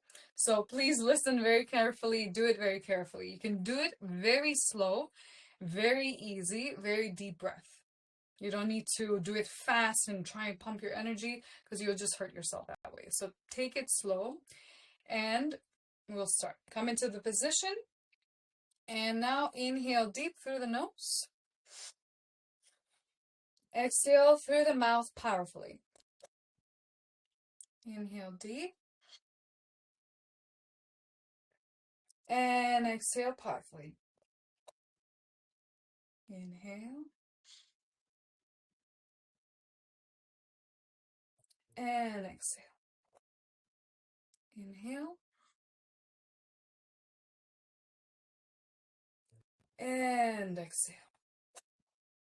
Inhale deep, deep, deep through the nose. And then exhale powerfully like a big cannon through the mouth. Inhale. And exhale. Inhale. Exhale. Inhale. And exhale. Inhale deep. And exhale. Perfect. 30 seconds more. Inhale deep. And exhale. Inhale. And exhale. Inhale deep. And exhale. Inhale. And exhale. Inhale deep, deep, deep, deep, deep.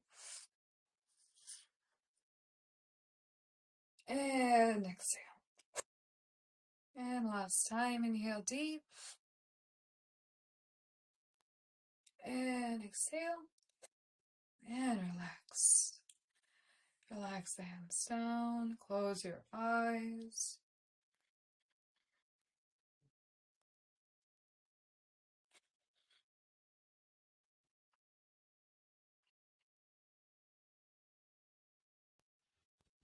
please relax. Your brain is opening up. It's bringing in a lot of energy now. You need to relax. And keep your eyes closed because your eyes are now healing.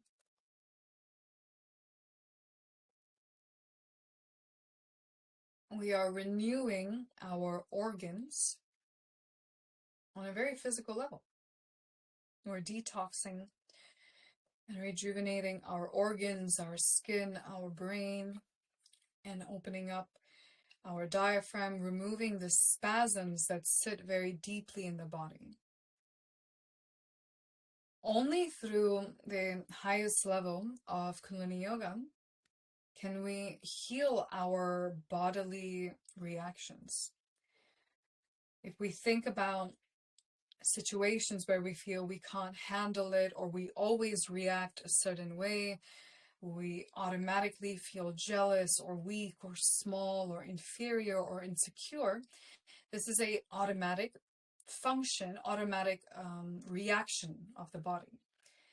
And no matter how much we try to talk ourselves into feeling better, into reacting differently, we can never change it because it sits in our system.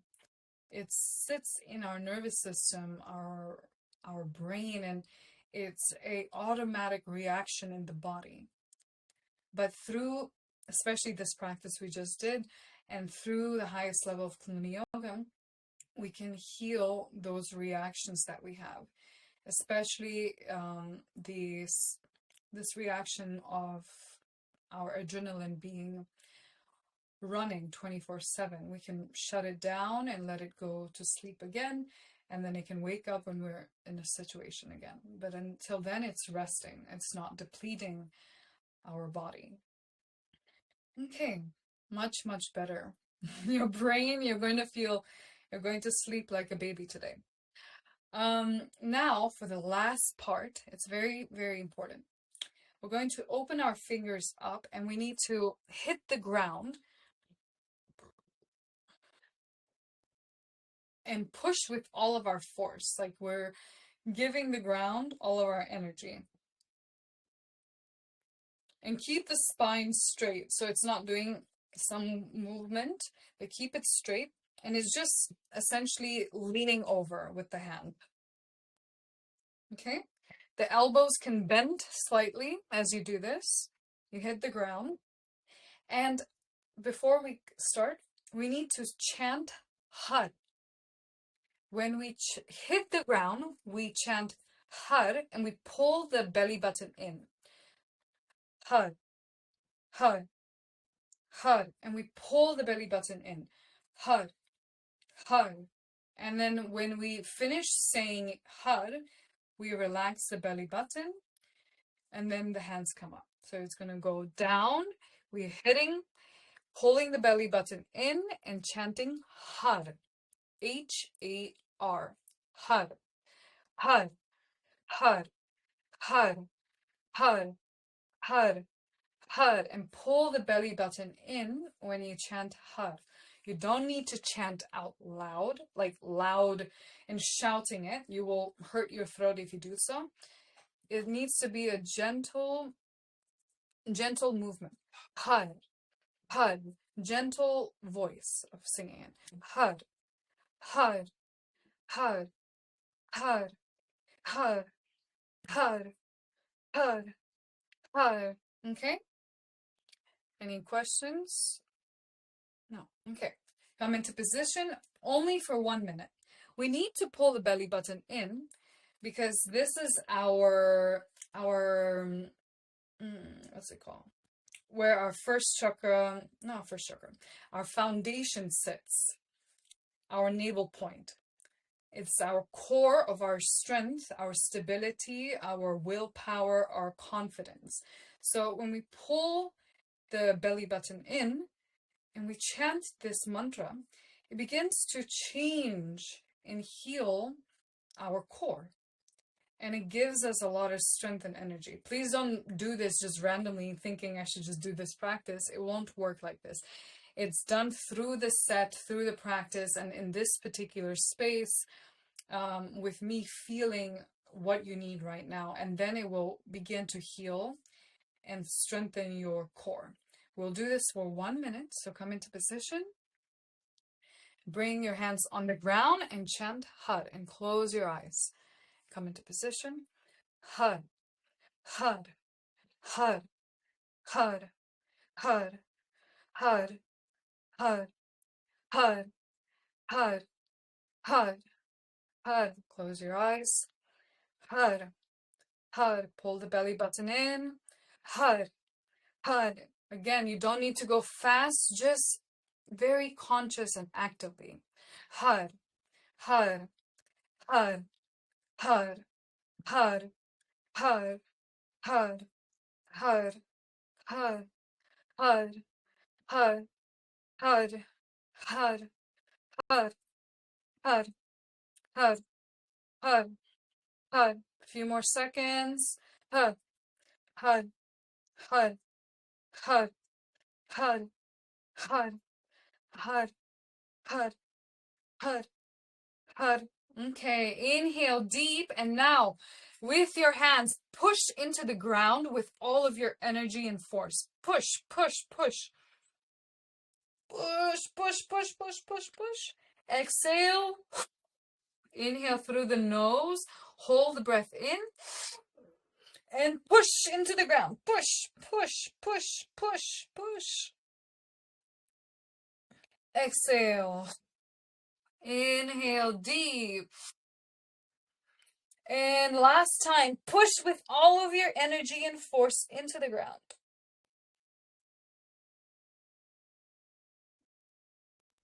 And exhale. And relax. Perfect. Have some water.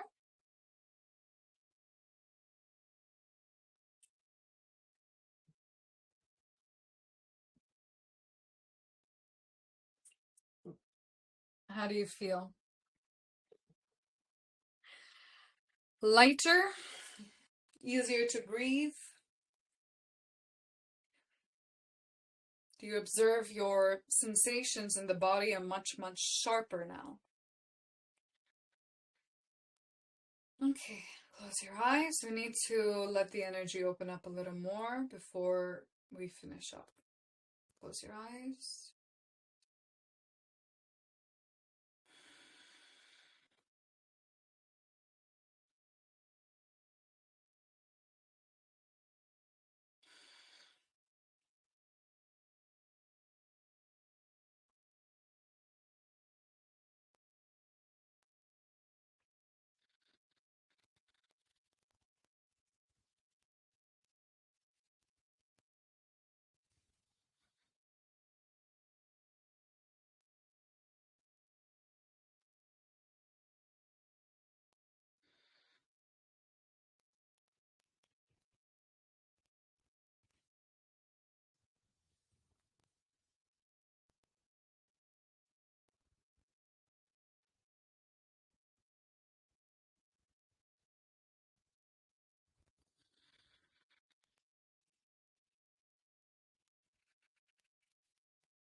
Okay, good. How do you feel? No, please do not do any of these practices daily. Any of the meditations we do in this marathon should not be repeated because it's like prescribing a bunch of medications for you without really knowing what you need. Right now, in this class, you're in the same space as me, and in this particular time and space, after having listened to the entire class, your consciousness and your body is more stable. So you can do this practice with me and it heals and works for you. But if you do this alone, you don't know what traumas and stress it's going to trigger. This is the problem. I used to practice Kundalini Yoga. I would pick random meditations because it would say powerful meditation, works with the psyche, heals the nervous system, opens up the heart center, releases anger. And I was like, well, these are all the topics I need to work with, right? These are exactly what I need. And it created more problems. I used to have chronic spasms and pain in my shoulder. At times it would paralyze my upper body and my neck. My migraines were consistent over the years, and just a lot of health issues and a lot of different issues. And I emotionally was not feeling better. So never pick meditations yourself. Um, and the second I began to go to my teacher, when I found out about her, what she can do, till then, from then till now, I've never had any issues. And in fact, it healed all of those issues. But a lot of the meditations can make certain health issues worse. And it can even create more problems in the body, because we have thousands of traumas and blocks in the body, thousands of different stress points and different triggers. And every meditation begins to awaken and heal and bring all these traumas out. But each of us has a certain level of what we can handle and take. And each of us have certain practices that cannot be done at all at this time or ever, and certain practices that can be done for us. And this is why we need a personal consultation if you want to practice daily, so that it doesn't create more problems and it also heals whatever we have at this time. And for me, it's very important, because every client that's come to me who's practiced Kundalini Yoga before, a lot of them, I think majority of them, have had many serious traumas and also have health issues. And they come and it's a horrible situation. And I have to take 4 to 6 months with advanced practitioners to balance their state, because the meditations they've been doing have been creating more stress and traumas in their body. While on the other hand, I've had a lot of beginners who've come to me who've never practiced any yoga and meditation. And in 1 month, complete change in their life, in their body, complete healing. Because they don't have years of different meditations that have hidden and re-traumatized the body. Okay? This is why it's very, very important to practice with a teacher. If you don't want a personal practice, then you can try some of the practices on my channel. But even then, I write down, they can't be done on a daily basis, because I have no idea generally what are your traumas, what are your problems and blocks. So that's why it's important to always have a selection of a teacher who can select practices properly for you. And on that note, now, for those who are interested, I can do personal consultations for you. My personal consultations are where I can see where all of your blocks are, and how to heal or overcome this topic. You know, what is creating this situation in your life. Example, you have headaches all of the time. It's very hard to make money. You feel lost all the time. You're depressed. You can come with these topics. And I will show you what is the problem. Who's interested? If you want, you can write, I'm interested, and I will tell you what needs to be done.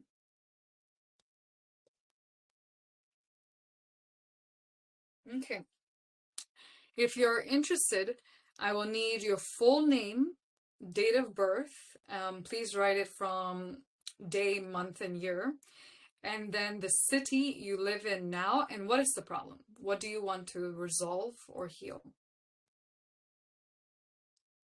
Okay, full name, date of birth, the city you live in, and what is the problem you want to resolve? Because right now I'm going to see where is all of the problems, what subconscious triggers or traumas create this problem in your life, and how to overcome it. Normally, this consultation, I charge 250 euros, because I know exactly where to see my clients' blocks, how to heal them, and actually get them out of the situation. It's a very powerful process, and almost no Kundalini Yoga teacher or teacher trainer can do this. It's one of my specialties, and today I will offer it for you guys. If you are interested, I will show you what is the problem. Okay, I will first do Elena. Okay.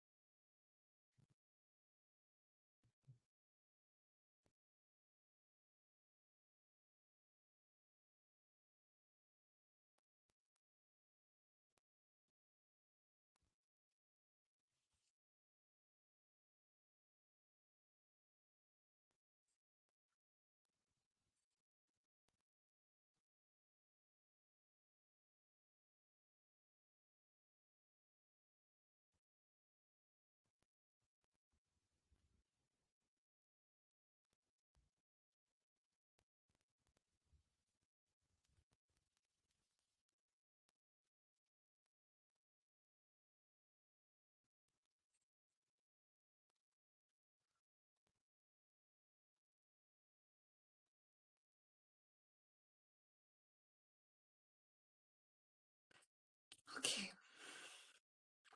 For you, Elena, if you're here, you have a lot of fear. You have a lot of fear, and you subconsciously also feel that you will have a lot of pain in the future. Do you notice this? Your body stays in this state of constant stress, and it's always has like a loop of constant state of anxiety. And it's very physical, and then it's also very emotional, and it's also very subconscious. It's always worried, always anxious, and you're very afraid of pain. Do you notice this? Please write down. Elena? Alana, if I'm sorry if I'm pronouncing it wrong. Alana. Mm-hmm. For you, what exactly do you want to do with womb trauma to resolve it? Do you have specifically issues with the womb? Yeah, this nervousness is very much constantly playing in the background, always anxious with your gut as well.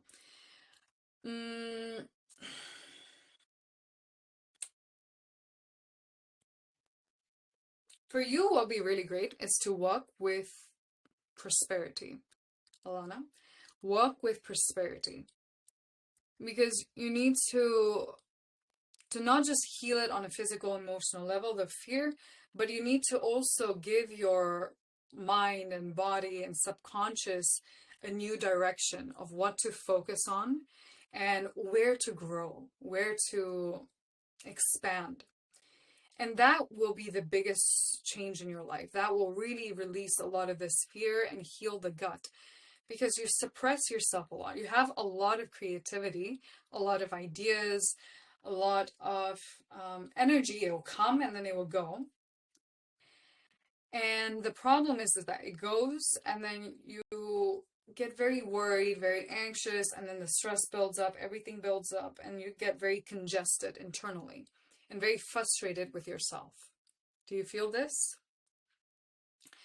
But for you, if you walk with prosperity, you will have a new direction. And you need this because you need to give your brain and your psyche something to essentially live for, essentially something worth getting out of this state for.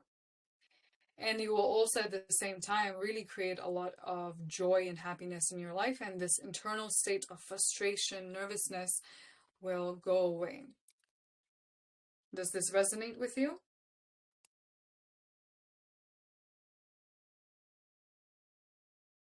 You still here, Alana?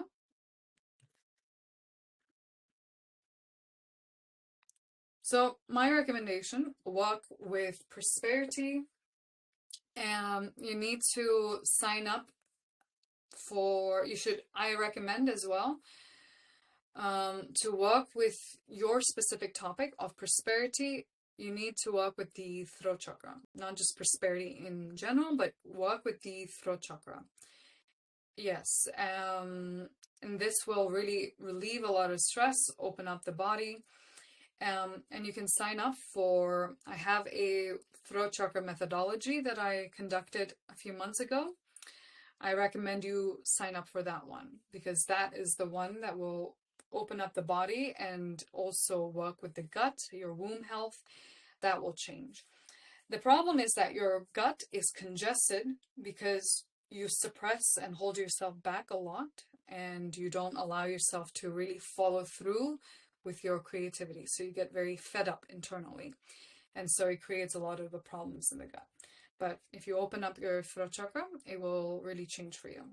And it will start to flow and become very easy. Okay, let's do Adi Shakti.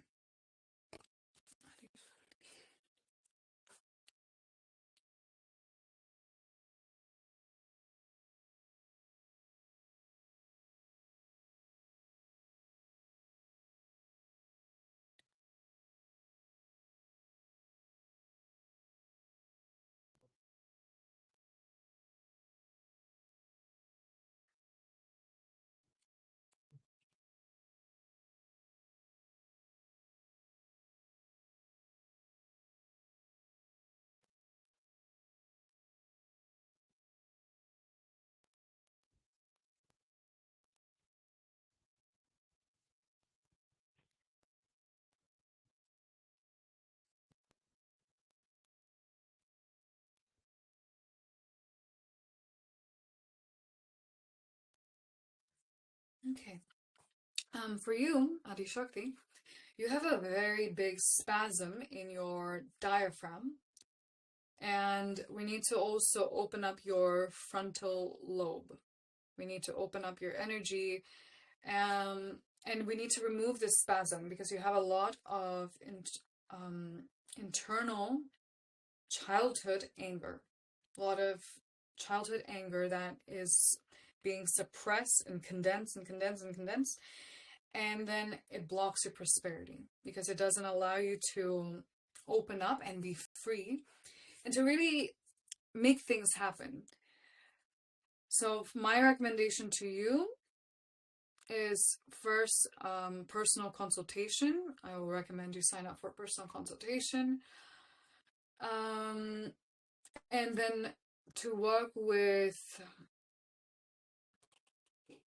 to do a full workshop on women's health and rejuvenation. That'll be really good for you because you will be able to work with your business and create prosperity very easily and very quickly. You can really open up your prosperity blocks in less than a month. In 1 or 2 weeks, you can open up the energy and start making money very quickly, create more cash flow, create more revenues and lines of clients' prosperity opportunities.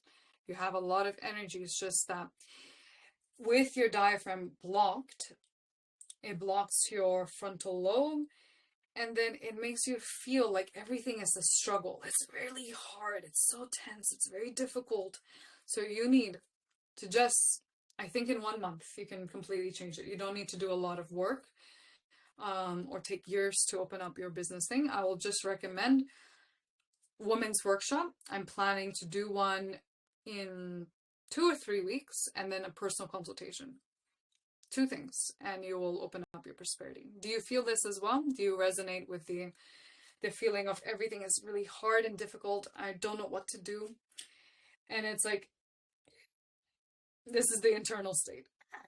And we just need to couple weeks and it will be gone and you can create prosperity very quickly.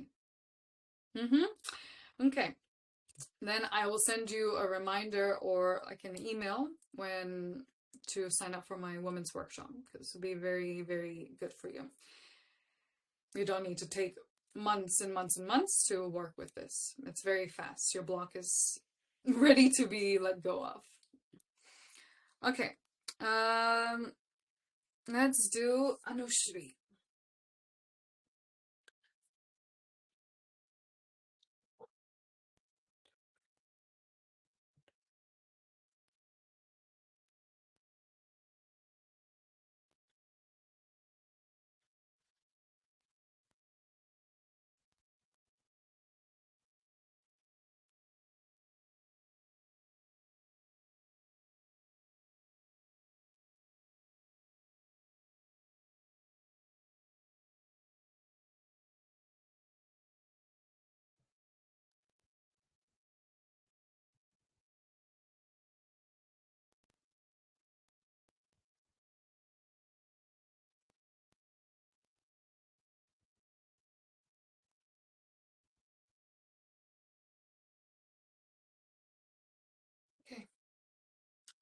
For you, Anushri, you have a very horrible trauma in you, and it creates this sense, a complete rejection of self. You have a very deep internal feeling of shame and disgust of yourself. Like, I'm a horrible person. I'm the worst. I'm the weakest. I'm the smallest. And this is a very deep childhood trauma you have that makes you feel constantly you're just the worst. Do you feel this? And you have a lot of fear of punishment, a lot of pain inside of you, shame. And it creates this sensation of just um, so much shame and unhappiness with yourself. Like, I'm not good enough. And this creates a lot of anxiety, a lot of stress in you, and it depletes your inner strength. For you, you didn't write what you wanted to work with. I don't see it here. But please write what you want to work with. Okay. For you, you need to work as well with the women's workshop. You need to go through the women's workshop that I will hold, because we need to heal the multiple layers of this stress and feeling of I am bad. There's something wrong in me. It's a very, very deep trauma. And you will need to work on this for a few months. First, the workshop. Then I will recommend a healing session for you. You need a healing session because it's very, very deep, and it's it creates a continuous state of anxiety and shame in you.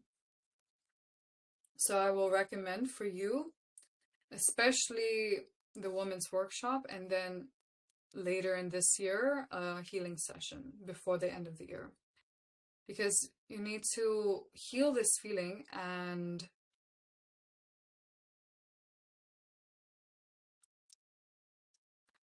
no, there's nothing right now you can do just for free.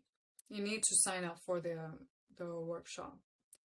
You can write to me about payment plans if money is a difficult topic. But you need to work with this for sure, the women's workshop, and to open up the energy. And then later in this year, a healing session. For you, it will take some time to heal. Not that you need a lot of practices or classes, but you need very specific things, and then you need to do them consistently and work with it consistently. And they will remove this feeling, and it will just get you out of a lot of internal frustrations and stress. Okay? So I will recommend the women's workshop for you.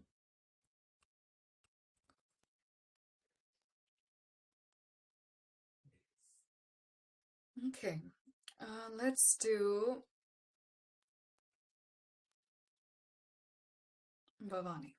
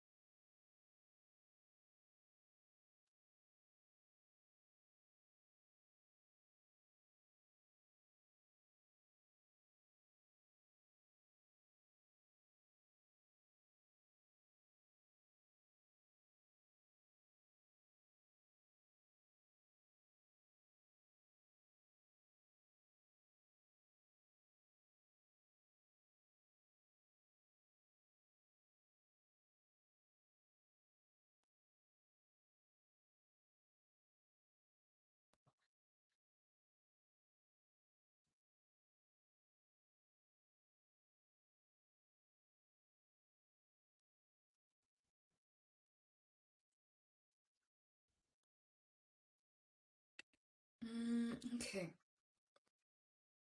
For you, Bhavani, um, what you need to work with is opening up your energy. And today's class was really perfect for you because the topic is on point. You suppress a lot of your emotions and your fears, and then to the point that you've kind of created this state of apathy within you.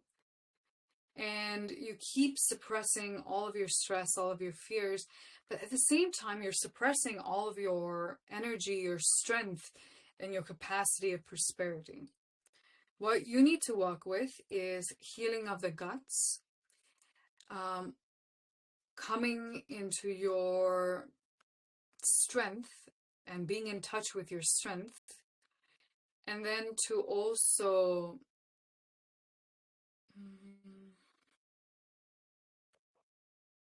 come into self-acceptance. And when you do these three things, you can really open up and create prosperity in your life. You can do it two ways, either a personal healing session or the women's workshop, one or the other. And it will work for you. It will open up the energy of prosperity for you, resolve a lot of work-related problems, and interpersonal relationship trauma as well. Both of this will be resolved either through the healing session or through the women's workshop.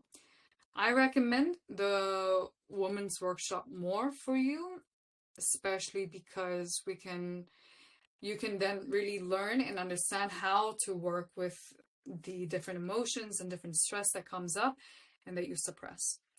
And you can begin to start to feel yourself and feel your strength, and a lot of energy will open up, a lot of creativity will start to flow. And it will be really good for you is when you start to do this, you will find a lot of ways to resolve a lot of issues, money and work related. Not just in the present, but also going forward. Because you have a very good energy for prosperity, very good capacity for prosperity. So for you, just work on these topics and it will heal that. Do you feel this as well? Do you observe this feeling of suppressing a lot of stress?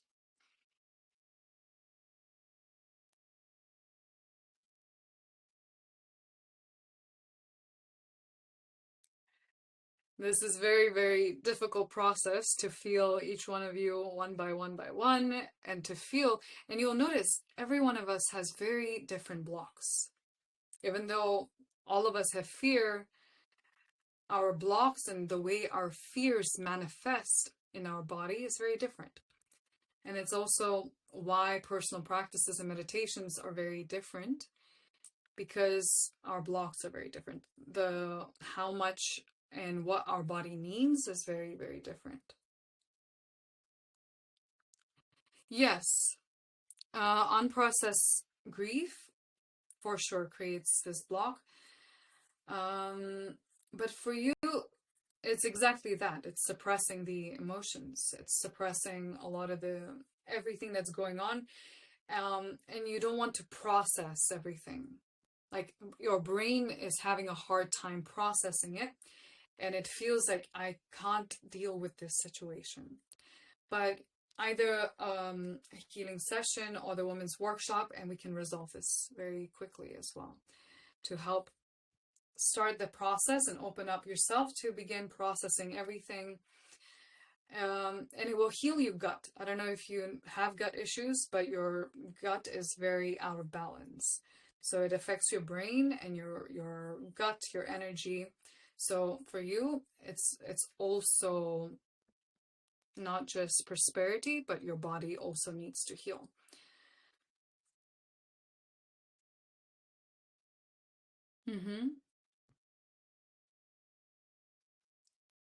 Okay.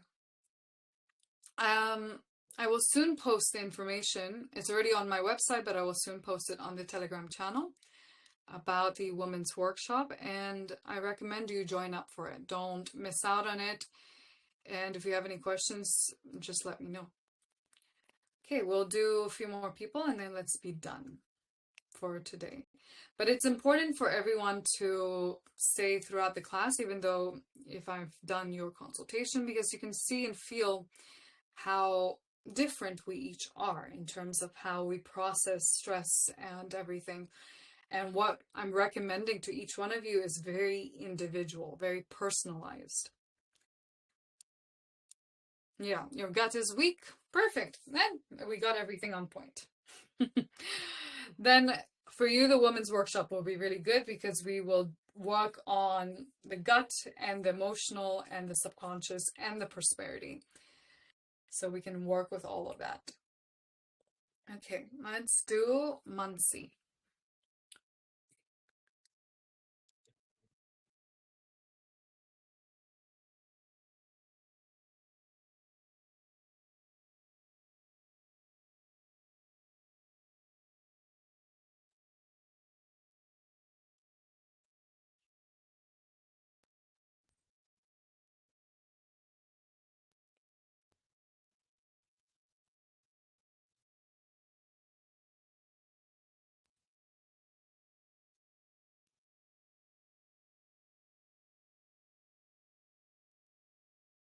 Okay, for you, Mansi, you have your body and your mind and subconscious is like in a state of shock where you can't really be grounded. You can't feel grounded. You constantly feel out of place, out of balance, and like you're out of your body. Do you notice this?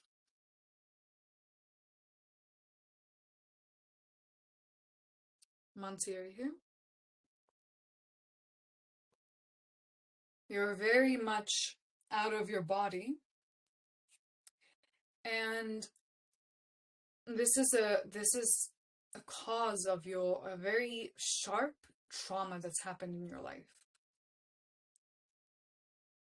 For you, this pain in the lower back, you can't feel it and it can't be healed until you process your traumas and you begin to heal your brain and nervous system.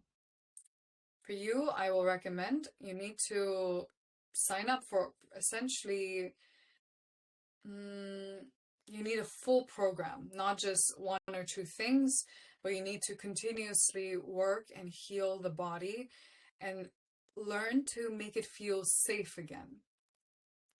And this will not be possible to be done outside of you. It has to be done and worked on by yourself and within you to create this feeling of safeness, of calm, of stability. And as you do that, your body can start to heal and the pain will start to go away. You can do it in two manners for you. You can write to me and we can create a program of multiple healing sessions and I can create a special discount for you. And we do multiple healing sessions over the next 6 months at least. Or you can go through and I create a certain package for you of past subconscious classes I've done to work with the entire body and mind and to work with all the traumas and different things. But that will be harder, the classes, because they are multiple hours and you'll have to do one a week of multiple hours and then keep it consistent and keep going and keep going.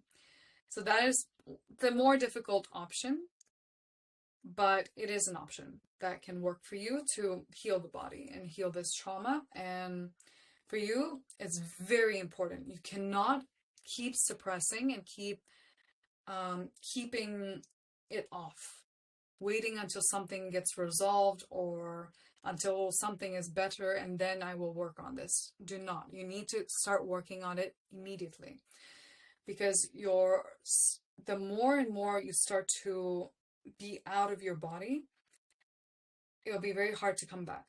and you will create a very deep imbalance in your psyche and body. And it's very hard to recuperate from that, because you will start to almost become so apathic to yourself that you will never want to work or heal it. So it's very important to not put this off. You can write to me privately, and then we can create a special program for you.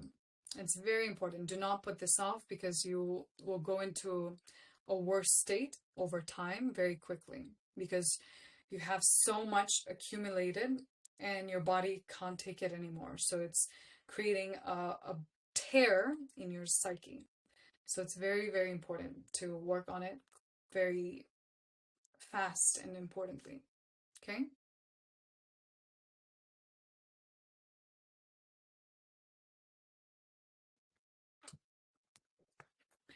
You can contact me.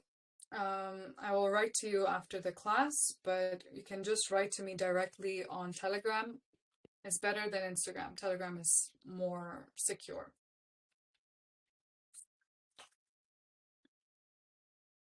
Okay, let's do Santi. Yes, Santi, and then Mira.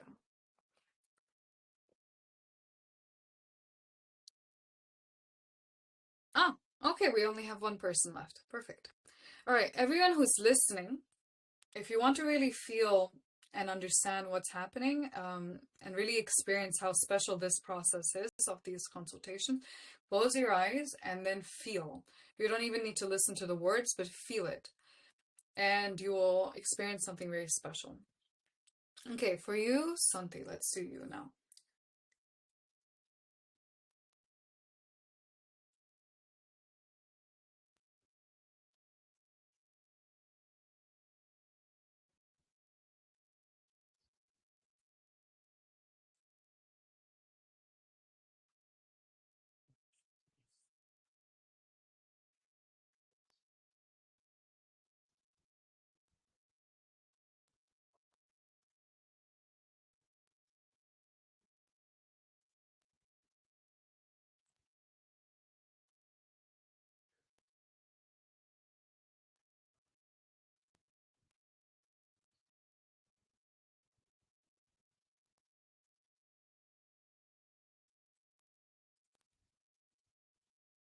Okay. For you, Santi, you have a trauma of rejection and also this feeling of I'm not good enough. Someone in your life has made you feel that you are very lazy, you're very small, you don't know anything. Not in these exact words, maybe, but they have put you down a lot. I don't know if it's one person or multiple people, but they put you down a lot, and they make you feel very small and powerless. Do you feel this? Mirar, sorry. Yeah, Santi. I'm reading. Yeah, Santi. And for you, it creates so much stress because subconsciously you believe that their words are true. But whoever has made you feel this way is very toxic. They're very toxic people, and it's not true at all. It's not true that you are anything bad or negative. And for you, what would be really, really great is to work with your internal anger and feeling of shame. And as you heal this, you will come into a state of self-acceptance. And painful periods, acne, weight gain, hormonal issues will all go away. Because they're coming as symptoms of this feeling of shame and I'm so bad. And so your body is creating this issue so that you can essentially live up to the expectations of this person or people, multiple people, who have made you feel this way. And you feel subconsciously they must be right, so my body needs to be, there must be something wrong with me. If not emotionally, mentally, financially, then physically has to be wrong.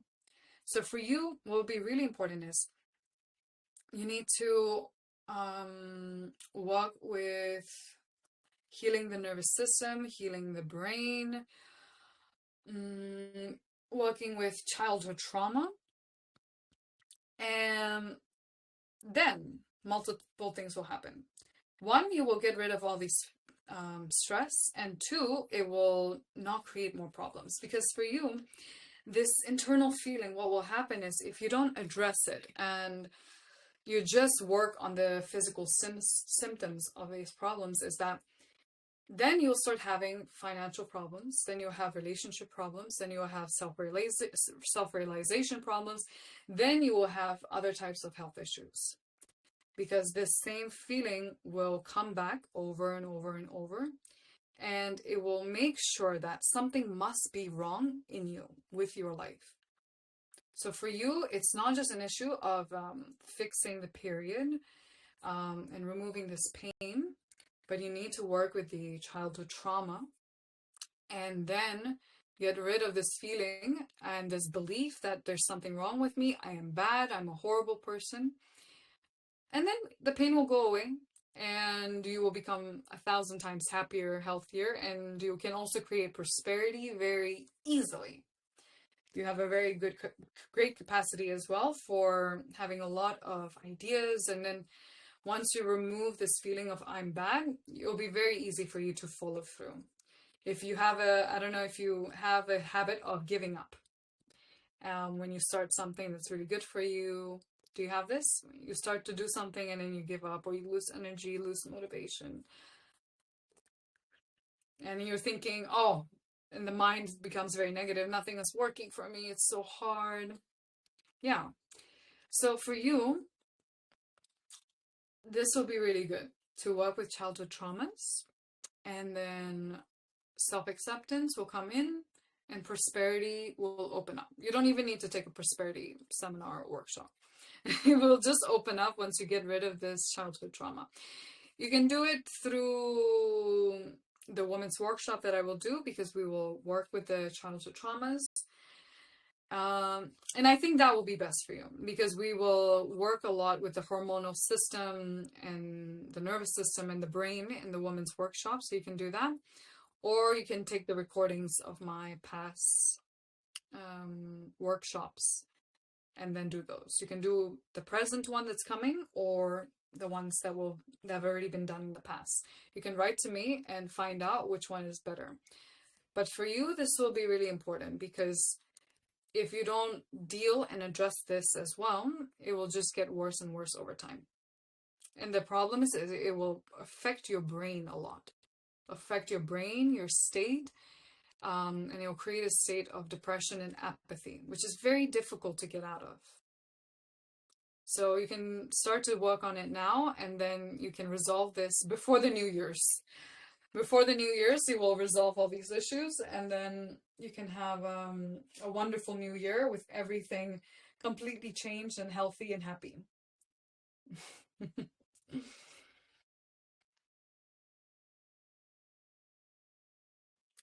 Okay, I think we've done everyone today. Yes, all right. Perfect. We have done a lot. Tomorrow we will have our third class. It will be on the topic of prosperity. I've talked about it here and there over the last 2 days, but tomorrow we'll do a full class dedicated to it, and it's very important. Every single woman needs to work with prosperity, understand prosperity, because we have a natural affinity to create prosperity in our life. And the most special is that we can influence and help others in our life become more prosperous. It's very, it creates like a domino effect, and it's very, what's the word?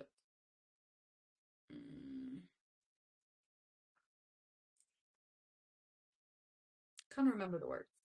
But it will begin to create a big flow of energy around you and everyone around you as well. So I recommend tomorrow, do not miss this class. It will begin at 4 p.m. Madrid time. So it'll be much earlier than today, but we did a lot of work today. We have done a very long class, much longer than intended, but it was very powerful. It's very healing. So please write down what you felt from today's class, how it was, and write down reviews about the consultations, how you felt about them, and if they were on point. Please write it down and share how it went for you, what you liked, what changed, and then we can inspire more people to take the recording, because it's very much needed now for everyone to go through this recording and begin the process of healing as well. Thank you so much for joining me and joining me throughout the meditations, not giving up during that. Even if you give up and then continue, it still worked for you. So thank you so much. Please write a review, and then tomorrow we go for day 3. And then we're almost finished. We're already halfway through the marathon. This is something, it's very hard and difficult to do regularly like this, because it takes a lot of energy from me. And I hold and feel all of your stress. It's very difficult process, but for me, it's also the greatest joy to be able to work with each one of you and to be able to hold this. So the more reviews you write, the more we share, the easier it is for more people to come. It's also easier for me, because then I can heal more people at once and not have to do it slow, which is much more difficult and strains me more. So it's very important to write reviews so that more people are joining and doing and going through the process of healing and unlocking themselves. And you're also saving me a little from having to do a million of these, and which I can't do. That's very important, because it takes so much energy and it takes a lot of time to recuperate, that by the time I'm recuperating, I can only do 1 or 2 classes, and it's very difficult. So please write reviews, and then we can have bigger groups, more people, and then it becomes easier to do more because there's more people at once. Thank you guys so much. Have a wonderful day and evening, and I'll see you tomorrow.